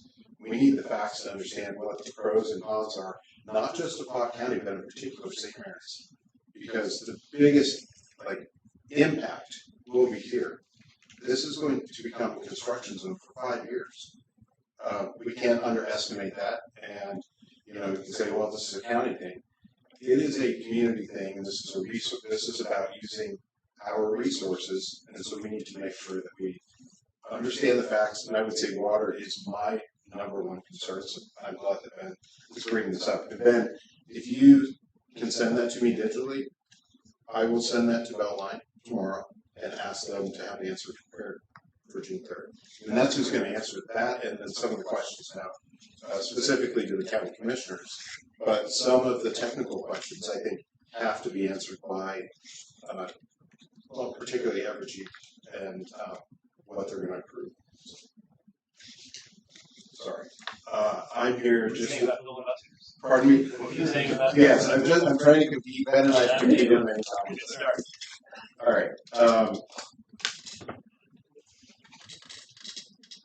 So just real quick, I'm here on behalf of the chamber to just give a quick update. Parks, common consumption, data center meeting, and community comprehensive plan. I'm going to strike the common consumption because I received new information today from the ABC, Kansas Department of Revenue, and we've gotten conflicting information. In the end, I'd like to come back with a proposal that would take a more unified approach to open consumption. Right now, we have by ordinance in the park, and then by license through the chamber downtown. And there are different rules that apply to each of those areas, even though they're connected. And there's different enforcement. There's different. I'm trying to get to the bottom of this by getting a straight answer from the state. We've got 3 different answers, and so I'd like to come back next month after we formulate more proposals. Just so you know, did you talk to Lisa Davis? Yeah, probably the RL search. Well, because we had a pretty in-depth. But Dr. Charles, what he's talking about is a gray area. And if you talk to 3 agents, they give you 3 answers, and they're trying to pin it down. She's aware that this discussion is going on. Yeah. Well, And what we talked about that night has changed. so I just want to make sure that when we hear the ground truth again, that it's the actual ground. I mean, everyone says the same thing. You get different answers. Yeah, and I do think that we'll come back. I will talk to Chief Sid after we get the final kind of answers. We just got an email this afternoon from the ATC that was supposed to clarify things, but actually made things a little more confusing. On the parks, I would like to this is a return, just to say that as a reminder, we approached the commission about Railroad Park, and the commission had indicated that there was a desire to have not just to have a plan for all of the parks, and Caroline and her group held the public meetings to get input from the users of the parks. There were some ideas that were drafted and supplied as concepts to you, and I understand now that there's an RFQ out for the parks, and so that's great. I just wanted to come in and say, at this point, let us know if you need anything else. But other than that, and if you have any questions, Caroline's here, but I do think that this has been a long time coming. I know that there's been a lot of interest in really seeing what we do in a comprehensive way for the park. So nothing more than just to kind of put a bow on this and say, is there anything else that we can do? If not, I think, at least for me, the big focus of the chamber is going to be on business tools, in particular EOS. If you're not familiar with that, you're a business owner, you should look it up. And the data center, where we are taking a lead in just facilitating the discussion. I'm on an advisory board for the county commissioners, again, for the purpose of digging into this information. I spent 2 hours with Evergy, again, and that's why I learned about the Kansas Corporation Commission, the 20% tariff, and some other things. So I won't go into detail right now, but we have a lot to focus on.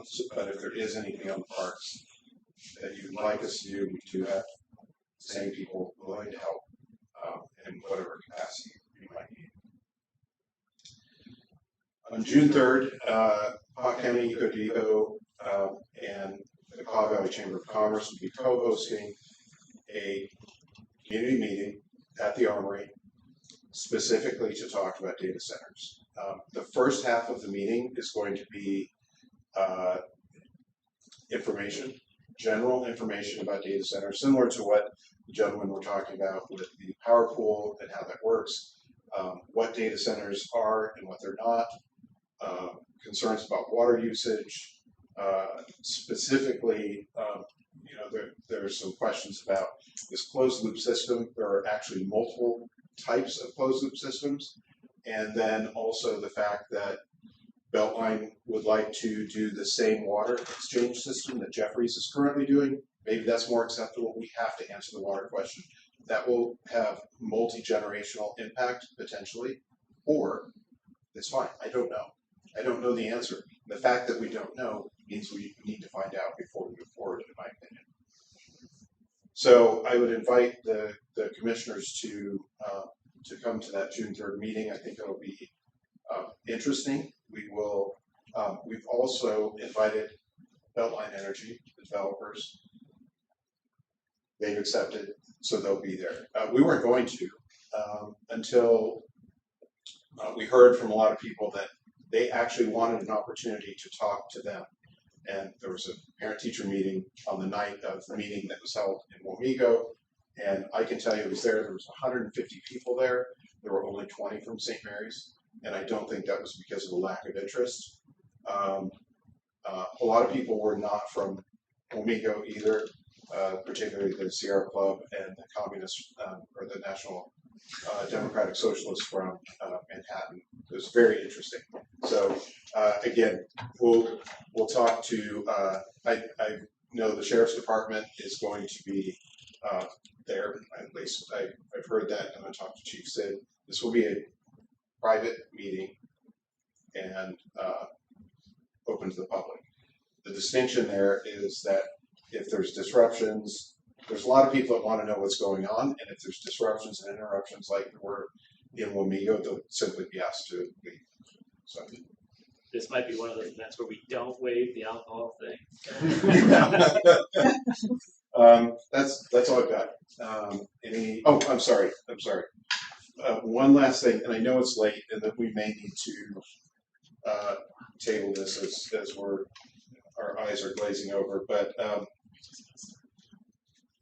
we started a community comprehensive plan, and this is everything from workforce development to housing to infrastructure, to not the infrastructure that the city's responsible for, but there is a lot of crossover between the city and the private sector in terms of planning long term, right? And I think that we would like to know how, or if, but hopefully how we can, in particular, Juan, who's leading this effort, can interface with the city staff, the city manager, and this body to make sure that, one, we're not doing double work, and two, that what we're doing is helpful and in a collaborative way with the city. I think the majority of this, and then we heard that the city was working on a long-term comprehensive plan. It sounds like that was budgetary, particularly focused on infrastructure. So anyway, we wanted to just come, and I'm going to do a better job, especially when there are things that, like with the discussion with Lisa in the common consumption area, I should have been here to participate in that discussion. So I'll do a better job to watch the city agenda. Again, I don't know. So anything for me, I know it was a lot, but I want to be respectful of your time.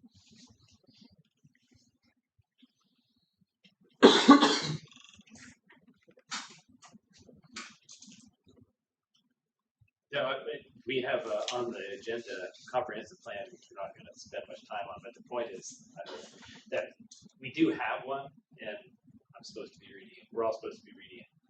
It would be interesting once I know what that says, just to see how much overlap there might be. I think that is smart, before you go too far down that road. Well, but just in particular, one of the things that we're doing is detailed demographic study, looking at population growth, education, workforce development. I don't think that the city's addressing any of those questions, right? We all talk about the housing crisis in St. Mary's. It's not a crisis, but it will be if we don't plan for this data center. And just to give you an idea, if it's approved, it would be 2 years of planning and then 5 years of construction. 600 to 700 construction workers at one time. And they're planning on paving Pleasant View Road so that they can avoid St. Mary's, but it's not going to avoid St. Mary's. It's just simply going to avoid them being required to turn at 6th Street and congesting that intersection. There's still going to be a tremendous amount of traffic. So I think, anyway, not to get into too much detail, I think that there are a lot of things outside of the scope of your comprehensive plan that should be addressed in the private sector, but the ability to collaborate, I think, is going to be important. So I'll leave it at that. If there's no questions, again, I know it's late. I wanted to come and give a quick update, and hopefully we can make the June 3rd meeting. On the comprehensive plan, I think what would be helpful is a diagram of sorts, right? There's only so much that the city can do. Like, we're not going to eminent domain land, right? And build houses. But I'm sure there's stuff that the city can do where the two circles in that Venn diagram connect. Maybe we're not thinking of it, but something that, succinctly lists, like, these are specific things that the city and the chamber could work on together, instead of just broadly. That might be helpful. Actually, I'm glad you brought that up. I spent an hour with Maurice. It was very helpful last week, looking at the different lots and how they were zoned and where there's opportunities to build today. And there's actually a surprising number of buildable space on R2 today. I think that any plan with builders needs to be approached in a very thoughtful way so that we don't have a mess on our hands. But this has been done in other communities. If I have a home that's on R2, and I can build a rental house on the back of my lot with alley access today. And so there are opportunities to find more units. It was only because I came and talked to Maurice that he educated me on what the zoning regulations were today. So that's an example, would be housing, where we're not going to fix it, you're not going to fix it, the builders aren't going to fix it. In fact, the builders are scouring town looking for places to build. And we have a bunch of people who would like to live in St. Mary's who live in Wamego today. So a lot of work to do there. We'd love to collaborate with the city on that. So. Thank you. All right. Thank you. All right. Next item on the agenda, park RFQ responses. And I will admit I did not have time to read through all of them, but you can see your summary document. I don't know if anyone else has. Yeah, I wouldn't cite my summary document. One observation I would make is one of the RFQs included an individual who is, I believe, on the planning commission for Wamego. I thought that was interesting, given how close they are. I mean, there's a lot of K-Staters participating in all the RFQs, but one of them contains a person from Wamego. Is that good or bad? Good. I mean, if they were on the planning commission for Wamego, maybe they maybe there's some insight that they could offer. Mr. Mayor, so I went through them several times, and for me, there's one that really stood out, and I called them, and the top person who actually submitted the response. You could talk with her about 15, 20 minutes about what the city's looking for and just how they would approach it. Even touched on a little bit of our guesstimate on the cost and to see if I was out of line or based on our expectations, whether we're kind of within reason. And it was a great conversation, and I think she understands what we're after. Thinks it's a good approach, and our cost estimates that I think have come up in meetings before, somewhere $10,000 to $20,000. That range are totally within reason from her perspective over our conversation. And I'll say it's Landworks Studio. I think who is the top person there was Carissa. Carissa McMullen, and she's got 32 years of experience. And just taking a look at her proposal, granted, anybody can put together a nice proposal, nice pictures, but I don't know, just reading through it and talking with her, seeing some of the work that she's been a part of. That's the one I'm inclined to go with. Granted, I'm sure the other ones are fully qualified to do a good job as well. But Landworks Studio would be my first preference. The next one, just based on I have not contacted the others, but it would be the BBN, and then the third choice would be LK Architecture. But my 2 cents. Thank you, Mr. Mayor. Sure. Yeah, my first run through, that's who I emailed Maurice and said, hey, that first one you sent, there's really stands out. Yeah. So, Landworks.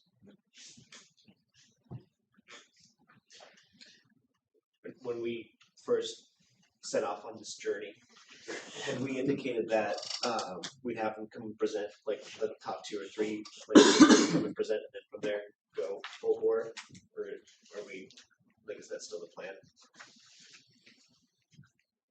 Like invite them to the first June meeting to tell us a little bit about themselves. We did talk about that, yes. I think yes. Like, That's is that still the plan? Like, are we? I think it's a good The goal for today to one or to invite 3 to the meeting. I'd say unless it's obvious that one is the best choice, still makes sense. I do appreciate that Landworks. Looks like they were the only one who actually came out here and looked at things. On the other hand, I thought in looking at what they sent and looking at what all these people sent, and also checking some of the other projects that they've worked on, I thought BBN just had the best taste. And it looked to me like they had the best artistic sense of how to make a good public space outdoors, which often when you see a city park and you can see how it looks nice in an aerial view, but if you're just standing there, you're just in the middle of the field. That looks like a splash pad and not a bathroom. Yeah, and that thing is hideous. Well, that's. I think most of what all they did was honestly hideous, but BBN is less bad than most of the other. But you end up standing in the field with a bench that's pointing at nothing and a sidewalk that goes from nowhere to nowhere, but it sort of curves in a way, and that's supposed to make it better. Also, Tesserae had some interesting things that they did. I suspect they would have to be worked with to get the right. I mean, a lot of very modern things that they've done, and I would assume that we would be wishing for something that's more classic. But in terms of making a space that has a particular feel, the stuff that they sent isn't very interesting. But for example, they worked on the Japanese garden at the Topeka Zoo, which is an interesting space that has that right balance of it's open enough, but it's also, it feels like a distinct space rather than just being out in the field. And of course, the Japanese garden, I'm sure, has a much bigger budget than you could spend. They also look like they're a big and expensive company. So what would we like to do here? When are their rates a topic of discussion? Because I think, if anything, I think it would be in favor of having the top two that Commissioner Haverkamp suggested, because I think the second one is BBN, and I think that's the one that has the more legal person as well. At least having those two come and present, for at least to keep them honest on the race, so that they feel like there's some competition. And then moving forward from that. But again, I've never negotiated this, so I don't know. Like, it's just Well, and that's perfectly fine to narrow the list down to two and talk to them individually. But ultimately, you select one and you negotiate whatever it is with that. I mean, I don't know about trying to negotiate two at the same time and taking the lower one if that is an acceptable path. But you definitely narrow the list down to one or two and talk with them. That was in the letter. I finally got the mute. So, or just so that we get a like just successive meetings, maybe. Yeah, because you at least want to make sure you're in the ballpark rather than talking to one and twice as much as the next one. You at least want to know you're not wasting their time. Yeah, we can let them know that they're the last two remaining, and maybe give us a hint at their rates. I don't know if that's acceptable, or if that's how. So what? So first of all, which of the two that you're wanting to reduce it to? I think it's at Lakeview and BBN. Landworks. I'm sorry. Landworks and BBN. Okay. First, I can let the other folks know. We do appreciate their. So Landworks Studio. And I don't see the other one.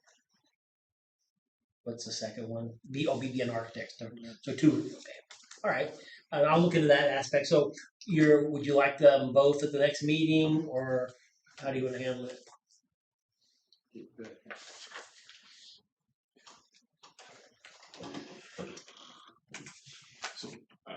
So realistically, this is not a large project.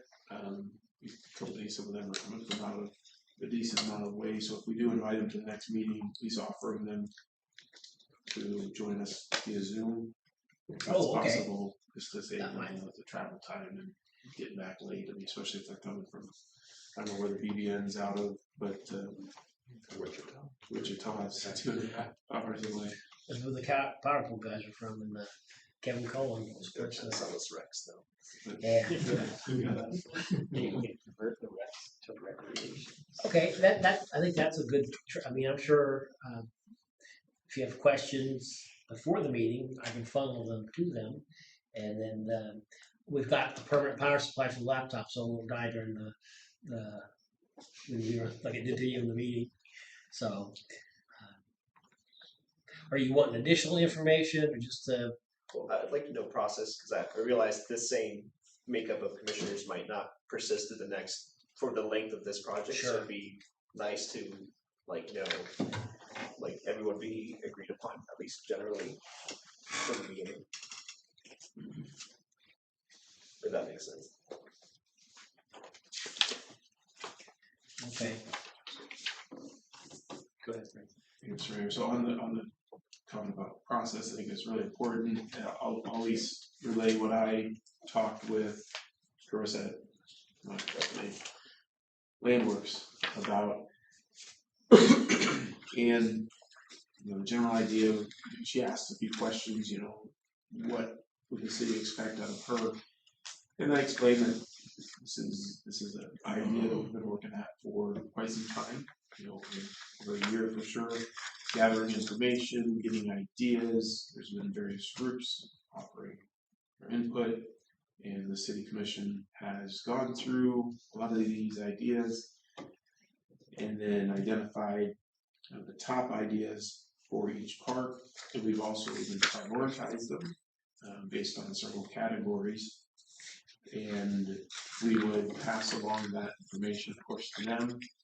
And then the hope would be that, you know, they would get that information, and then we would probably have a work session to where they would come spend an afternoon, block in the space, and then come talk to the city commission more specifically about what they found and about the list.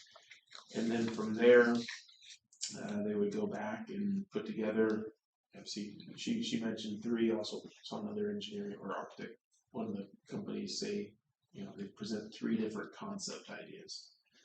And so they would do the 3D renderings and the visuals and all that topographical maps. So they would present kind of 3 ideas to consider, and then just go back and forth. Do we like one? Happy with one? Or do we want to refine it? They can go back and forth as many times for sure. But normally we'd probably be able to narrow it down after a couple of revisions. And then, you know, they would provide obviously the drawings, the layout, also a list of the components, whether it's play sets or what equipment they would recommend, and a cost estimate for all those, and kind of put that package together for us. That's what I spoke with her about as far as what I would think is a reasonable scope of work as far as if we went with them.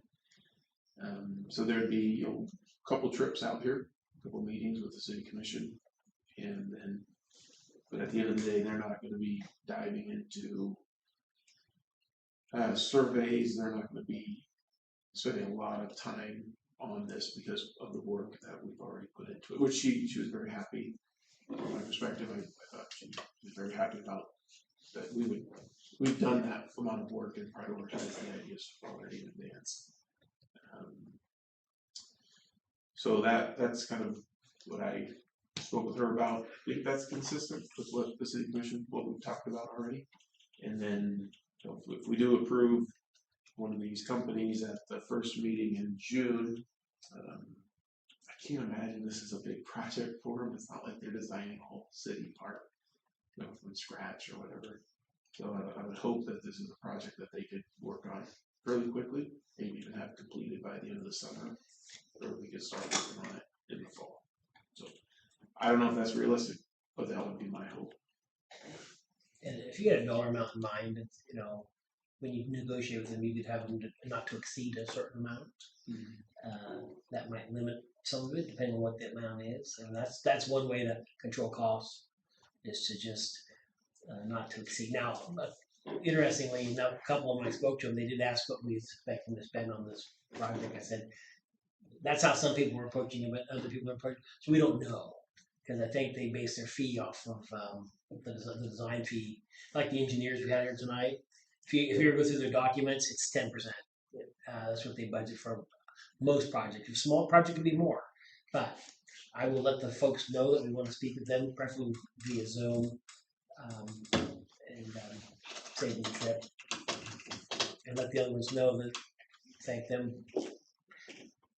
Do we anticipate working at all with the Parks and Rec department people or the chambers people that maybe, because I mean, I'll be honest, I don't know all of the rationales and the popularity of why this goes here, X goes Y, but someone maybe closer to it like Rocco in our Parks department or someone from the Chamber of Commerce. Like, do we anticipate getting them involved at all in reviewing what the architects suggest? Mr. Mayor, I would imagine these are all open meetings. Okay. They're open work sessions, and I would imagine that if the rec department director is aware of these meetings, and he certainly is invited, it would be important for him to come. So, granted, we've already had some meetings with them. We've had the opportunity to present, which they've done. So we have all their documents. We have their lists. We've incorporated their lists into our list. So there's already been a lot of input. But certainly these are all going to be open meetings to where I would hope that the rec board members would come. Speaking of lists, I still haven't. Are you going to provide a spreadsheet? Yeah, the way I see it is we I mean, it's not that people are still welcome to give new ideas, but we tried to gather all those, Yeah. put them together, prioritize them, and we're trying to work on it now. Right. I mean, all I'm saying is that, like, to the extent, and I don't know what the rules are about who can see what, but if they can get the plans that we receive ahead of time, so they have time to critically look at it and analyze it. Like, I'm not sure what information goes out to the public.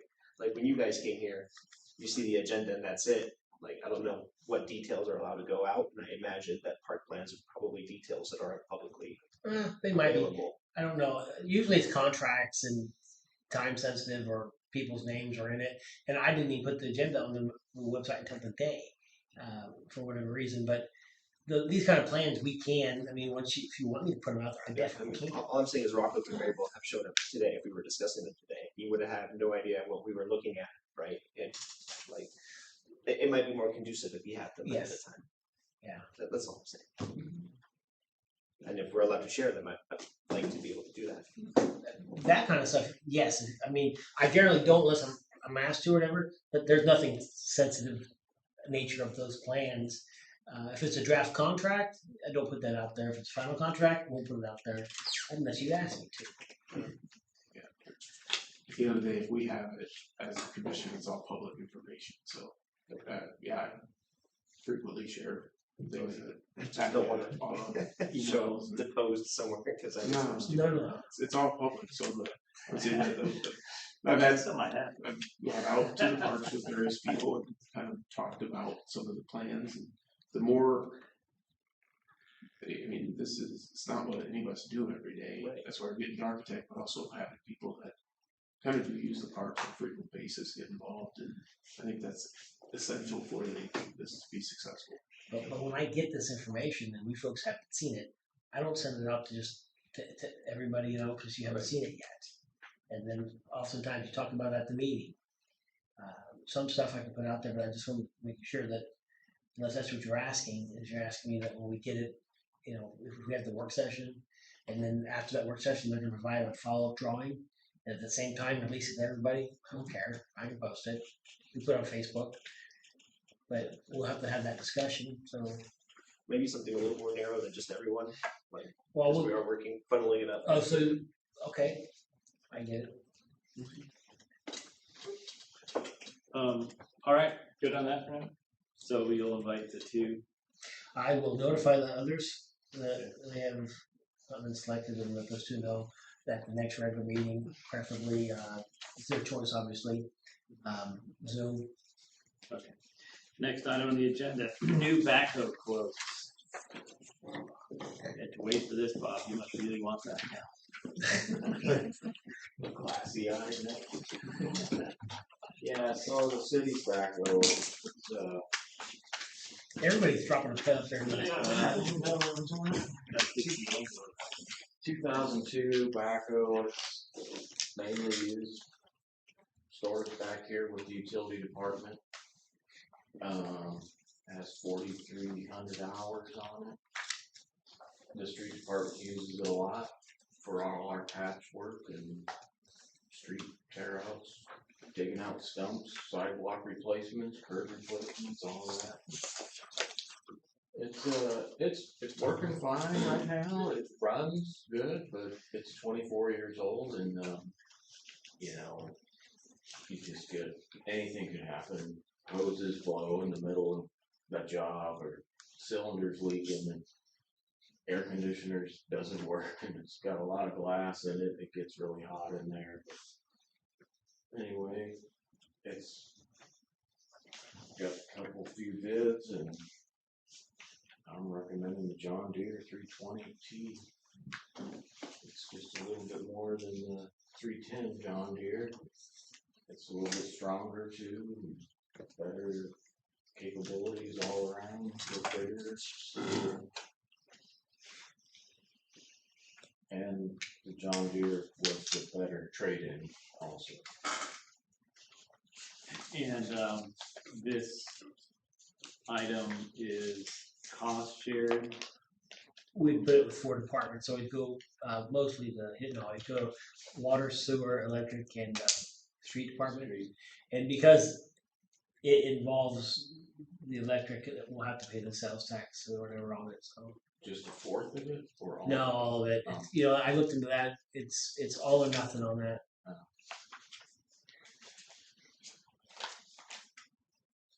Well, is there any way not to pay for it? Nope. No, if you buy something, I mean, there's a way not to pay for it, don't buy it, but I mean, is there a way not to pay for it? if you even intend to use it, Oh, I see. I mean, it's not even worth And I know we don't have these all filled out yet, but this would be one of those, we would have put vehicles spread out over. it. Well, the on the one that years. we did have, we did have it on there for years or whatever. But I think he had 50-50 water and electric. But I get my only question as far as is there money available? It is a cost that we had anticipated, and it's somewhere in a.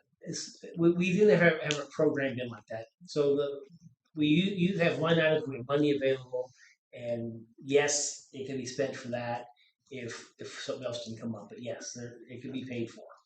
So this is another vote for getting those budgets done so that we can. But it seems like something that we need to buy, and if we have the money available pretty four ways, I don't know. John's been talking about it for several years now, trying. We just kick it down the road for a while.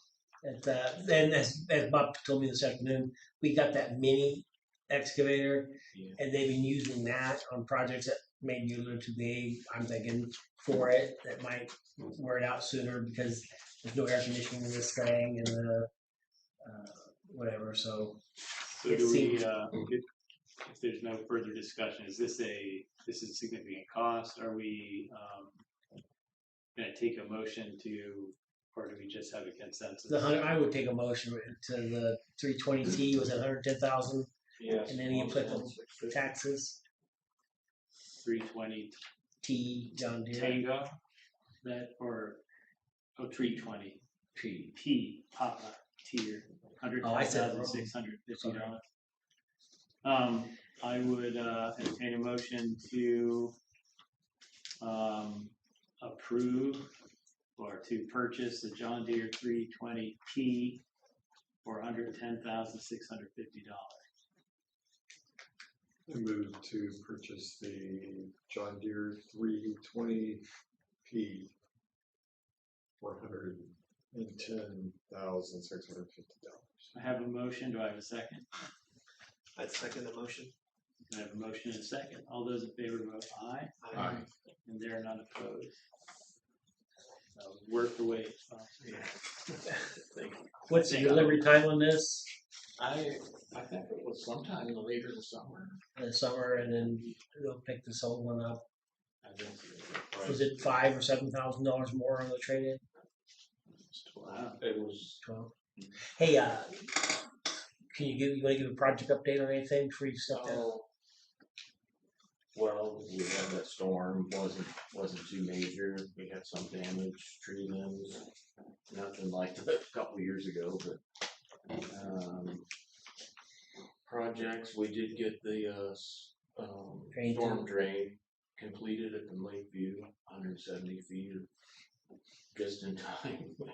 We buttoned it up last Friday. And we'll be doing street repair again here shortly. One of the streets though that I did want to do was Lynn Street from 6th to 7th, complete tear out. I've had a couple of residents on that block asking if we're ever gonna just redo it. And I said, yeah, it's been on the horizon the last few years. We just haven't had time to get to it, but that's one of my top ones for this year. And what's the approximate cost? So it would just be gravel costs and time. So $4,000 or $5,000. Because we have the millings down at the dump, right? So that's it's quite affordable. Oil. Seems to be working. Good. Anybody else? All right, thanks. Oh, you did start for one record. I'm not one of the people. No, you're. I know you're 2 blocks or 3 blocks over. It's a shame you won't get the AC on your backhoe in time for the I beginning don't of know summer. what. Another one, I don't know if you noticed, on Bertrand Avenue. Oh, Near By the bridge? First Street, just east of First Street, there's some bumps. Mhm. And just before we had that repaved, there was 3 water taps there that had to be done before they came in and did the mill and overlay. And I don't know what happened there, but they're settling. Either there wasn't enough time in between there to let that concrete cure, or it wasn't packed good enough, or the pins just didn't hold. But I actually stopped there and watched the traffic here recently. I could see them moving those blocks. So we're gonna have to redo that soon. Do you think there could be a water leak then? Do you think there- No, there's no water coming up. Well, not yet, but if it's pushing them up and down, Well, it could eventually, yeah, if it collapses into there. okay.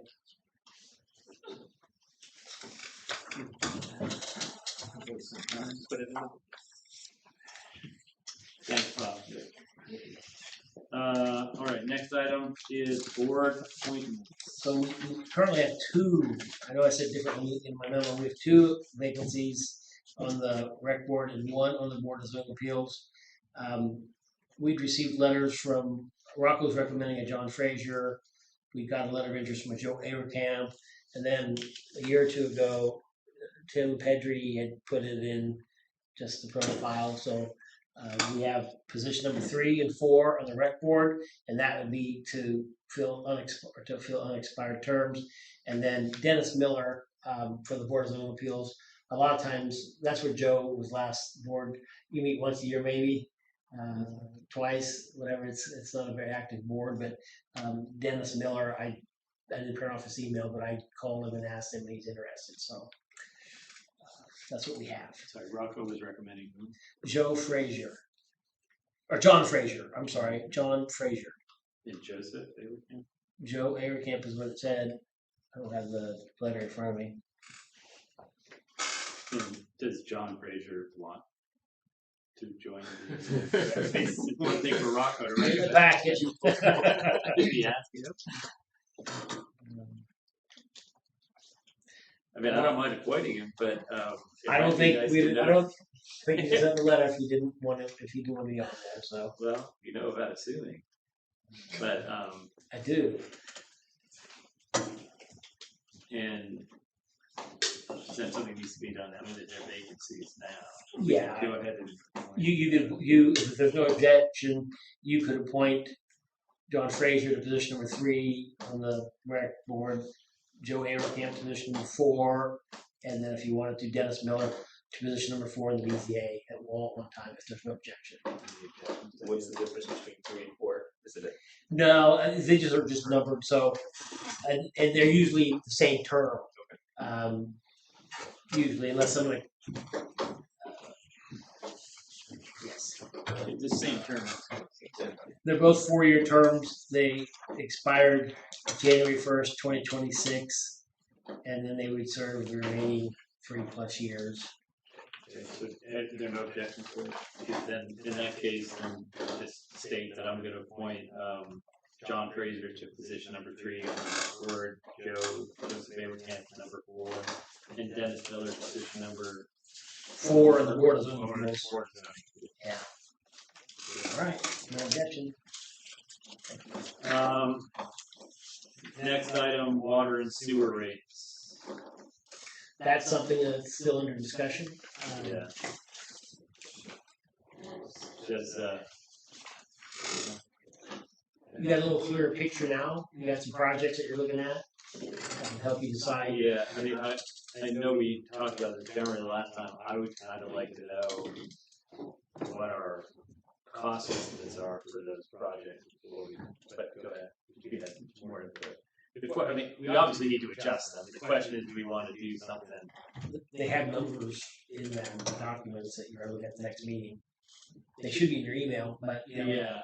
Daniel There were had numbers for their doing initial work, but have they put they'll have the project costs in there, at least an estimate, and that's how they base their fee. 10%. Well, go ahead, did you have something to say? Go ahead. Things are, so I've went through this a decent amount. There's a lot of variables, certainly with a line item, distribution, maintenance, or packing a lot of our capital expenditures.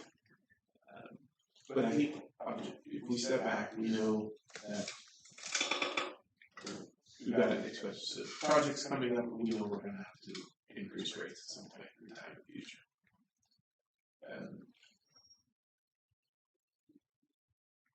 So, do we wait until what analysis do we need to? We may not be able to pick the perfect rate, but if we step back and say, can we go ahead and take the first step and maybe raise them a little bit while we do a deeper analysis of our future costs and everything else, and the rates might go up for a couple of years.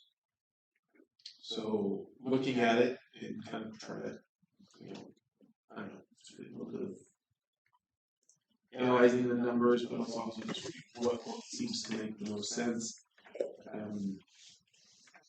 I would suggest that we go ahead and consider a rate increase now to get ahead of this a little bit, so we start building up a little bit of cash to be able to pay for some of these projects.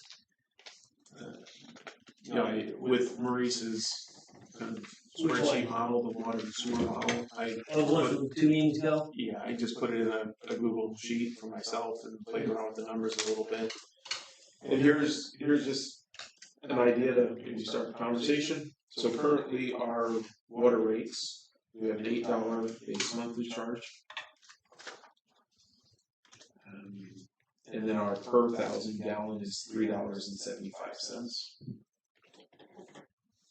And according to the model, which I think is underestimating the revenue, but whatever, it's pretty close.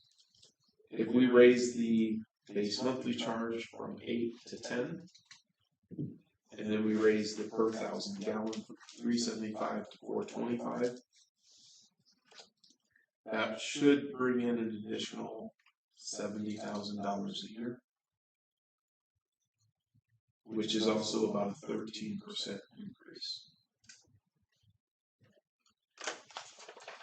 And then for the sewer, Do you remember on I know it was a very rough estimate, but I'm forgetting the annual, was it 80,000 that you were guessing was going to be the annual payment on the $2 million bill for the water?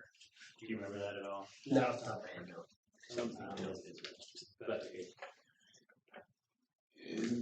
For the sewer, currently we have a base monthly charge of $26.50. And we have a per 1,000 gallon charge of $3.50. So I'm not saying this is exactly what makes the most sense, but like I said, just conversation started. We increased the base monthly charge to $30 and increased the per 1,000 gallon to $4. That's about a 14% increase. All of this is correct, and I think the bill impact, that's just another tab that Maurice has on here. Bill impact would be about a 14% increase overall. So a bill based on 7,000 gallons of water and 5,000 gallons of billable sewer. The current monthly bill would be $78 for water and sewer combined. And under the proposed new rates, it would be $89, almost $90. So an increase of roughly $11.50 per month. That's water and sewer combined. So the total. And so about $140 a year. Is that too much? No, I don't know. But So you say $26.50 to $30 and $3.50 to $4.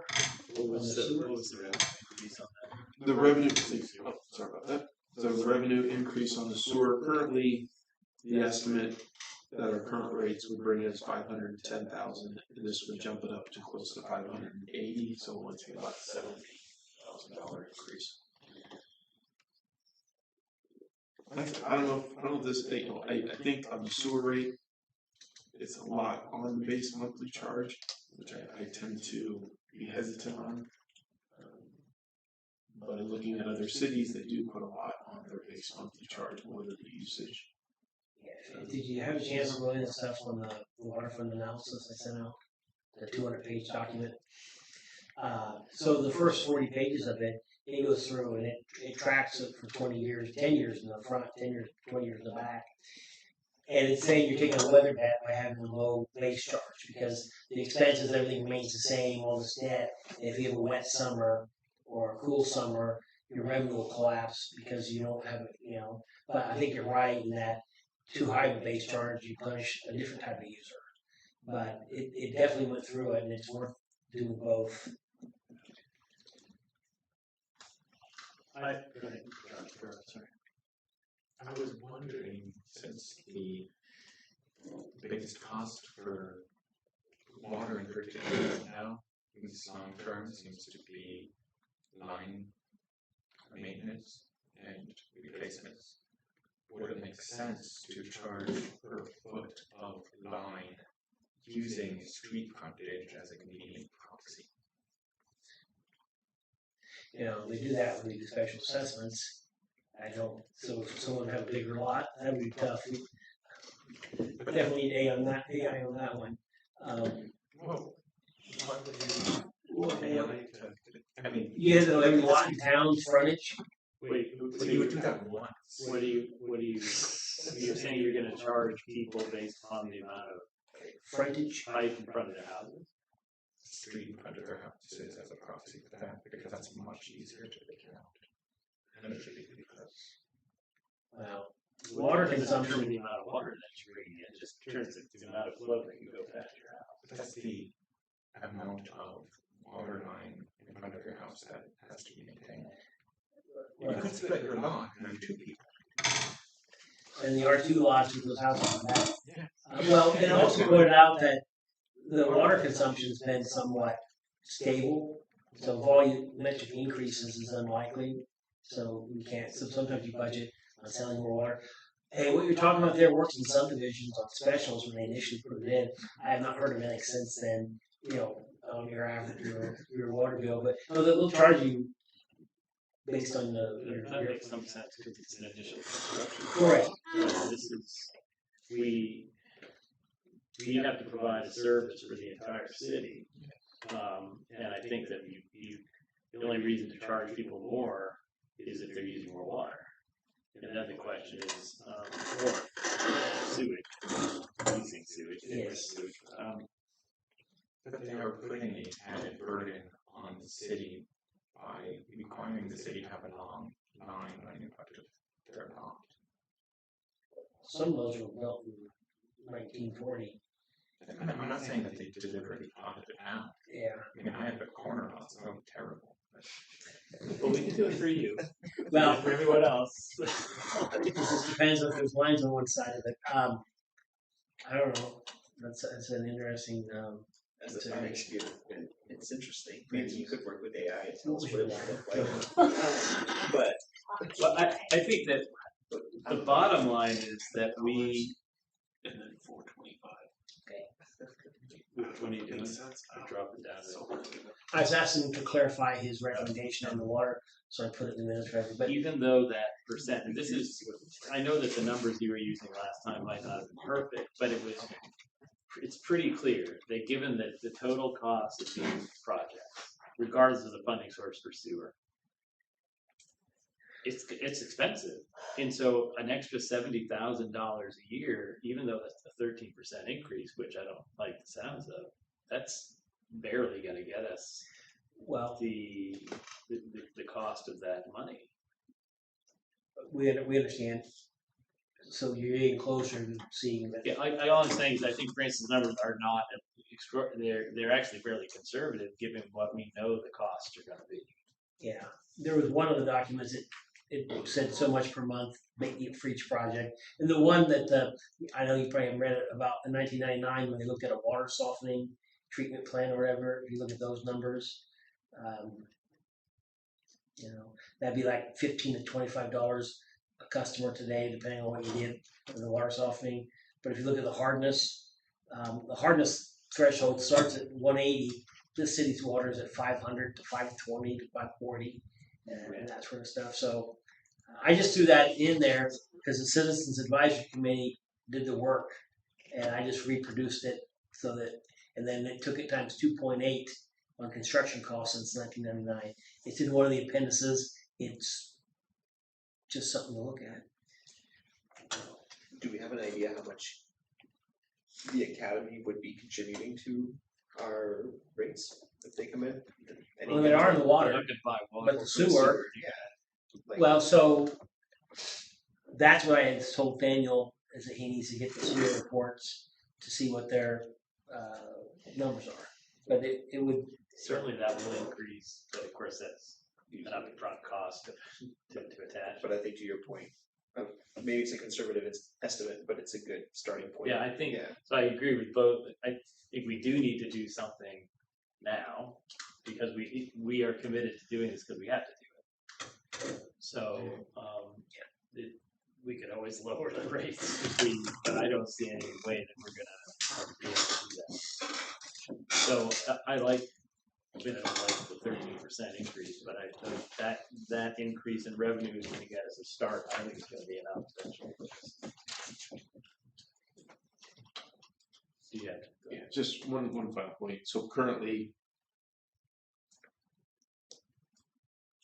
the peer rate comparison, this is on the document resupplied at the prior meeting. The peer rate comparison between cities at 5,000 gallons, so it's not really exactly here because one of them 7,000. But 5,000 gallons water, 5,000 gallons sewer. St. Mary's was the second lowest when you add both water and sewer out of 1, 2, 3, 4, 5, 6, 7, 8, 9, 10, 12 or 13 cities. We're the second lowest, and even with a, let's say, 13% increase, we would still be the second lowest. Someone's what's water? Water and sewer combined. And sewer. Okay. So And one of them were very, very low. I think it was water. Sewer, we were a little bit less low, but still overall pretty low. So even with that increase, so we're at $70.75. The next highest is $82, and I think 70 times 13% isn't $12 anymore. So it's yeah, it's about $9 or so, or something. So we still be low in the market. So do we? This affects that master rate sheet. Is that right? We're gonna have to redo. If we well, change as we plug in that capital improvement plan, the so first. we have to redo the ordinance, or is it what is it a resolution? Oh, sure. Remind me to implement it. That's all I'm saying. Oh, we have to do that too. Yeah. So, We actually want to. are you wanting me to update it as per Francis's recommendation here? So that would go from sewer 26.50 base and 3.50 per thousand to 30 base and $4 per thousand, and the water goes from 8 to 10 and 3.75 to 4.25. 4.25, 4.5, I can't do the oxygen. I'm too tired. And don't forget to sign the appropriations before you leave the AP. Are you telling me that it's time to leave? No, Come on, no, that's not even. no. I'm just hinting at it. I don't Trying to want- outlast Teresa here. That really? I mean, yes. Okay. Yes, please make those. I do have a question. Uh, Are you gonna let people know that there's gonna be an increase, or is it gonna just be a shot on the bill? The answer to your question is it would be good to let people know. Okay, Yes. So the okay. mechanism by which we do that is blog post, Facebook. Can you explain kind of like the background of why? when's our next quarterly And my Newsletter, newsletter July. there's a lot of people that don't do Facebook. Yeah, me, I don't. I mean, officially, I have well my phone. with the next bill, it might be reasonable to make a brief explanation. I think Raphael said he wanted. After it's in effect. Some people budget Put it up for warning. to write the explanation. Well, it's pretty simple, but I think that the bill that, you might have noticed that your bill has increased, the reason is. All we get is, I don't look at anything but the bill. When we gave away free refuse cards, people threw them away. One guy came in and asked to get another. In any case, yes, we need to make sure people know that the rates are going up and why. And I think that for sure, when and if we do another newsletter, we need to explain that for years we've been talking about this, and we are actually. I have, listen, the headline's gonna be sticker shock on these projects. All right, this time I will actually edit it then. You know what sticker shock? I mean, when they unveiled those costs of the sewer plant, that's what it's had. Correct, it was a lot of shock. All right, can we go on to the? Major, Yes. just currently there's water project in the bill, so in utility bill, so it's better if you clarify what is the new charge for. Yeah. Because you have water and water project, you have already charged for water project in the bill. Do we? See, I never apparently. Water protection fee. Does that say protection fee? So we were required to collect money from the state. Go ahead. You want to say it? I don't. No, I it's not that I don't believe. No, Yeah, it says water projects. It literally says water. Oh wait, it says Sorry, protect. Mr. Mayor. So protection. Protection, whatever. Yeah, well, go ahead. And normally it'd be good. Yes, we have. We've lost our discipline. I make a special exception for Teresa. So So on the water bill, there is another line. It's a very small fee, and that fee ends up. I think the state requires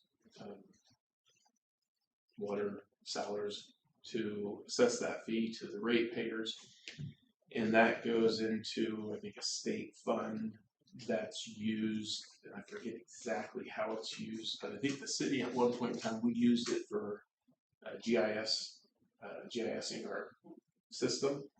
And I think that, so it's a fund we all pay into that's used very specifically for helping some of the smaller infrastructure projects. But I forget what the fee is, but it's a very small percentage of the total bill. So that actually is not for the city. It's not. We don't really. They use it. We use so there's two on the water bill. I can't remember what the other one is, but they do use it as a matching grant. So those maps in the hallway were done by KMU Real Water. Half of it was funded through that program to help document systems, and we had to come up with the other half. And then we've had 2 updates done since then. all right, I would like to move on to the next agenda item and maybe push some of these forward. The 10-year plan and 10-year plan. You want to say anything about that, or can we just table that for the next time? They can kick it down the road. Same thing with the comprehensive plan. And the agenda item I, 2027 budget work sessions. That's just a question of deciding when we want to do that. Normally, It's the last Tuesday in June, which would be the 30th, but it's a whole new world. You folks can. I wouldn't do it any sooner than that, but the 30th is usually. I know I can't be here the week before that, but I can be here that. June 30th. And that's when we have the department heads and president or whatever. So yes. Okay, so we'll set that for that date. Now we had cybersecurity and fireworks. Do we want to? That was Sorry, it's right. So June 30th. June 30th, and that's at 6 p.m. But yes, traditionally yes. Okay. All right. Thanks. Okay. You don't even want to talk. Do we need to talk about fireworks yet? Or maybe it's just about the email that was sent. I think he has a good point, but I think we can talk about it next time. Well, we can What was the question you had about fireworks? Concerns about the length of time during which very loud things can be set off. Oh, okay. So you're not in favor of the extended period they have there, or? Well, why don't we just defer this until we can talk about it next time? Okay, here you go. I mean, I think it's worth talking about, but we can. Yeah. Well then, Cyber- do we have any reports? Was he gonna? Did you get cybersecurity? We're gonna defer that as well. Yes. All right. It's important but not urgent. I do not have any reports. It's not like a front end pipe lake or anything like But if you get a chance, that first 40 pages of that document, somewhat Yeah. helpful. Gives you trends in the water, but I understand. Don't want to delay this any longer, but we filled 2 of the Park and Rec positions. I think Whitehead resigned as well. Do we need to fill him? He didn't How give does that us he didn't give us a letter yet. I was trying to get that surely, but it's definitely if I can pin it down, it'll be on the next agenda. Anything else? Well, I would entertain one final motion. Anyone has enough energy to make it? 9:50. I move to adjourn. I have a motion, do I have a second? Second. I have a motion, and a second, all those in favor, vote aye. Aye. Meeting adjourned. It's so exciting.